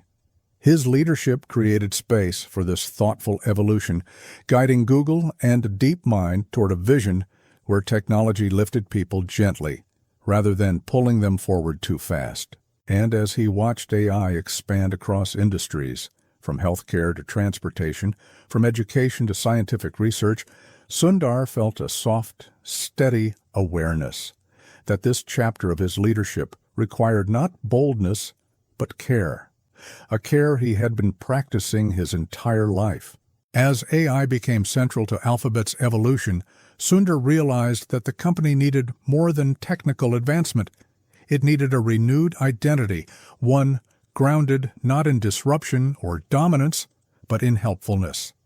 The idea of helpfulness resonated deeply with him. It carried a sense of humility. It focused on service rather than spectacle. It asked a simple question: how can technology support people's lives more gently, more meaningfully, more thoughtfully? This philosophy guided Sundar's daily decisions. He encouraged product teams to shift their focus from features to experiences, from complexity to simplicity. He reminded them that helpful technology was not about overwhelming users with new capabilities. It was about understanding their needs, easing their burdens, and respecting their time. He believed people didn't want smarter tools. They wanted more supportive tools, tools that faded into the background when not needed and offered clarity when they were. Search, Maps, Assistant, Photos, and countless other products began incorporating this philosophy quietly. Interfaces became cleaner. AI recommendations grew more intuitive. Tools adapted to users' routines instead of forcing new behaviors. This shift was subtle but powerful. It made technology feel less like a challenge and more like a companion, present, helpful, and kind. Sundar guided these transformations with gentleness, never pushing for dramatic changes, but encouraging teams to think deeply about human experience. During leadership meetings, Sundar often asked the same question: is this helpful? The question became a compass, guiding roadmaps and discussions across the company. Leaders began using it to evaluate priorities. Engineers used it to refine prototypes. Designers used it to simplify interfaces. The question echoed quietly through Google, shaping the company's culture in ways more profound than metrics could measure. Rebuilding identity also meant acknowledging past mistakes. Sundar approached this with humility, understanding that transparency fostered trust more than perfection ever could. He encouraged open dialogue about privacy, about responsible design, about the challenges of balancing innovation with user protection. He believed that Google's reputation would not be rebuilt through promises, but through consistent, thoughtful action. His leadership anchored this slow rebuilding, layer by layer. Externally, the world's relationship with technology was shifting. People felt overwhelmed by constant notifications, algorithms, and digital noise. Sundar sensed this fatigue. He guided Google to introduce digital well-being features, tools that helped people disconnect, focus, and regain control. He believed that technology should serve life, not consume it. These features weren't marketing opportunities. They were expressions of responsibility woven quietly into the company's evolution. At product launches, Sundar's tone remained consistent, calm, grounded, human-centered. He didn't promise technology that would change everything. He promised technology that would help. His messages focused on families, students, workers, and everyday users. He reminded the world that Google's mission was fundamentally about access, clarity, and simplicity. Slowly, this message became part of the company's identity again. Internally, employees felt a renewed sense of purpose. They saw their work not as building features, but as improving lives. This shift brought emotional clarity to teams navigating constant pressure. They felt more connected to their work. They felt more aligned with each other. They felt guided by a leader who valued humanity just as much as innovation, and that feeling quietly healed parts of the company that had once felt fragmented. AI played a central role in this new identity, but Sundar always insisted that AI be framed as a tool, not a destiny. He believed technology should amplify human strengths, not replace human intuition. He encouraged teams to build systems that supported learning, creativity, and accessibility.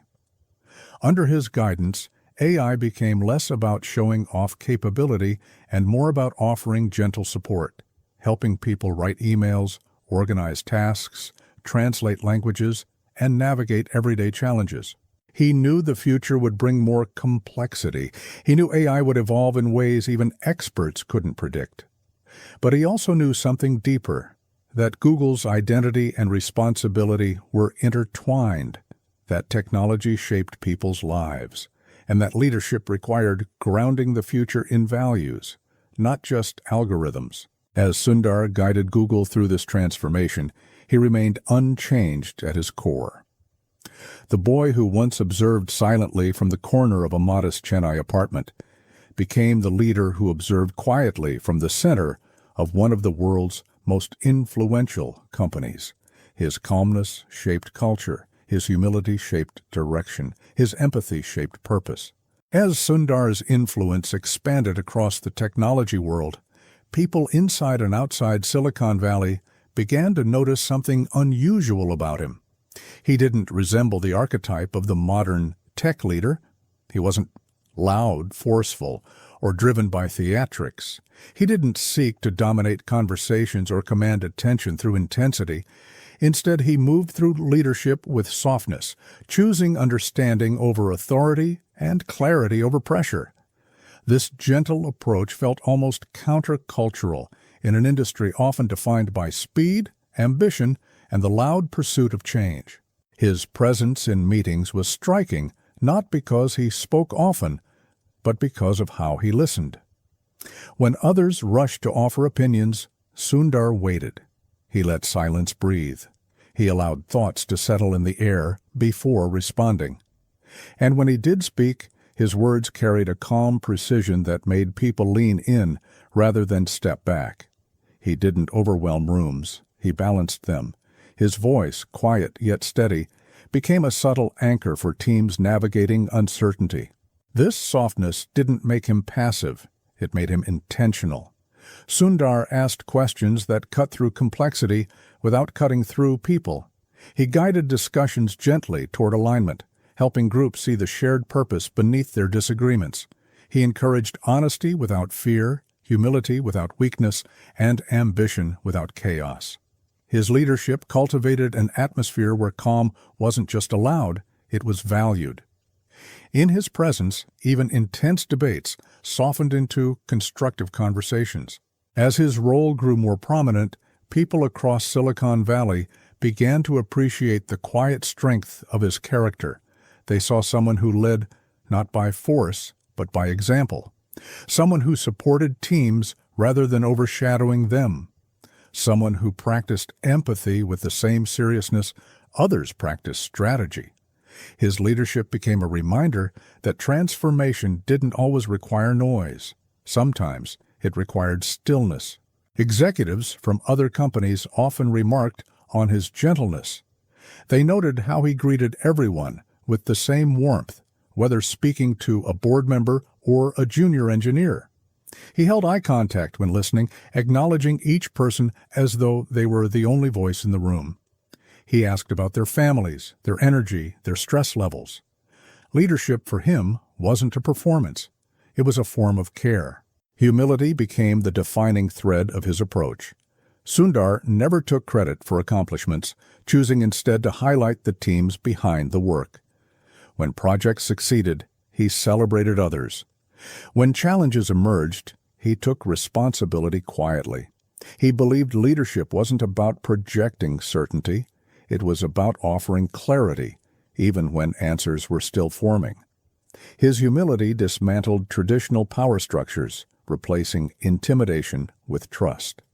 In private moments with employees, Sundar often shared stories from his childhood, the modest apartment, the simple routines, the evenings spent studying at a small desk. These stories weren't told to impress, but to remind people that success did not erase origins. He believed that humility kept leaders grounded, especially in environments where accolades arrived quickly and criticism arrived loudly. He encouraged others to stay connected to their beginnings, to hold on to the quiet parts of themselves that big responsibilities often threatened to overshadow. His leadership began to influence Silicon Valley in ways he didn't fully realize. Other leaders took notice of his calm decision-making style, adopting elements of it in their own approaches. Some chose to incorporate more reflection into their processes. Others began valuing emotional intelligence alongside technical expertise. Startups used Sundar's leadership as a case study, teaching young founders that kindness could coexist with innovation. Slowly, his example became a quiet force reshaping expectations of what leadership could look like. Sundar's soft leadership also transformed Google's internal culture. Teams felt more supported, more heard, more comfortable expressing uncertainty. People felt less afraid of making mistakes, knowing their leader valued learning over blame. Employees who had once felt overwhelmed by the pace of the industry began rediscovering meaning in their work. The company's emotional landscape shifted gently, shaped by the tone Sundar set every day. He rarely spoke about power, but he understood it deeply. He believed that power without humility created fear. Power without empathy created distance. Power without reflection created harm. He guided teams with the understanding that leadership required constant checking of ego, constant awareness of impact, constant attention to the human beings behind every chart, every line of code, every decision. As Sundar moved through Silicon Valley with his gentle steadiness, people began referring to him in a new way, the quiet transformer. It was a title he never claimed and never commented on. But it reflected a truth that had become clear to everyone watching. Sundar had reshaped the culture of leadership simply by being himself. And although he rarely paused to consider his influence, the world around him was slowly transforming, guided not by volume, but by calm intention. As Sundar entered the later chapters of his journey, he found himself reflecting more often on the quiet path that had carried him from Chennai to the helm of one of the world's most influential companies. These reflections didn't come in dramatic flashes. They arrived gradually, in peaceful moments, during late evening walks, in the quiet of his office after a long day, or in the stillness of early mornings before the world began to move. He thought about his childhood, the modest apartment where he first learned curiosity from his father and gentle discipline from his mother. He remembered the broken radio he once watched his father repair, the spark of fascination he felt while observing the delicate movements of small tools. He remembered the evenings filled with silence and steady routine, moments that taught him patience long before he understood its value. These memories felt like the roots of who he had become. He reflected on IIT Kharagpur, the crowded dorms, the late-night study sessions, the friendships formed through shared struggle. He thought about the mentors who challenged him to think differently, the classmates who taught him humility, the walks across campus when he felt the first hints of independence. Each memory carried a softness that reminded him how growth often comes quietly, not through breakthroughs, but through steady effort. Stanford returned to his mind like a warm echo, moments of awe at the openness of the academic world, the culture shock of a new country, the financial hardships that taught him resilience. He remembered the weight he felt when studying late into the night, balancing ambition with gratitude. That period, too, shaped him, not just intellectually, but emotionally. It deepened his appreciation for simplicity, for discipline, for adaptation. He reflected on his early days at Google, walking into a chaotic environment filled with energy, ideas, and unpredictability. He remembered feeling like an observer in a place where noise sometimes drowned clarity. He remembered the slow emergence of Chrome, the struggles, the skepticism, the quiet conviction that kept him moving forward. He realized that some of the most significant achievements in his life had begun as fragile ideas, protected by patience rather than certainty. Taking over Chrome, then Android, then Google, then Alphabet, each transition felt less like a promotion and more like a widening landscape of responsibility. Sundar never saw leadership as a prize. He saw it as a form of stewardship, a responsibility to support, to guide, to uplift. His influence grew not because he sought it, but because he embodied values that others naturally gravitated toward. As he reflected, Sundar understood something deeper.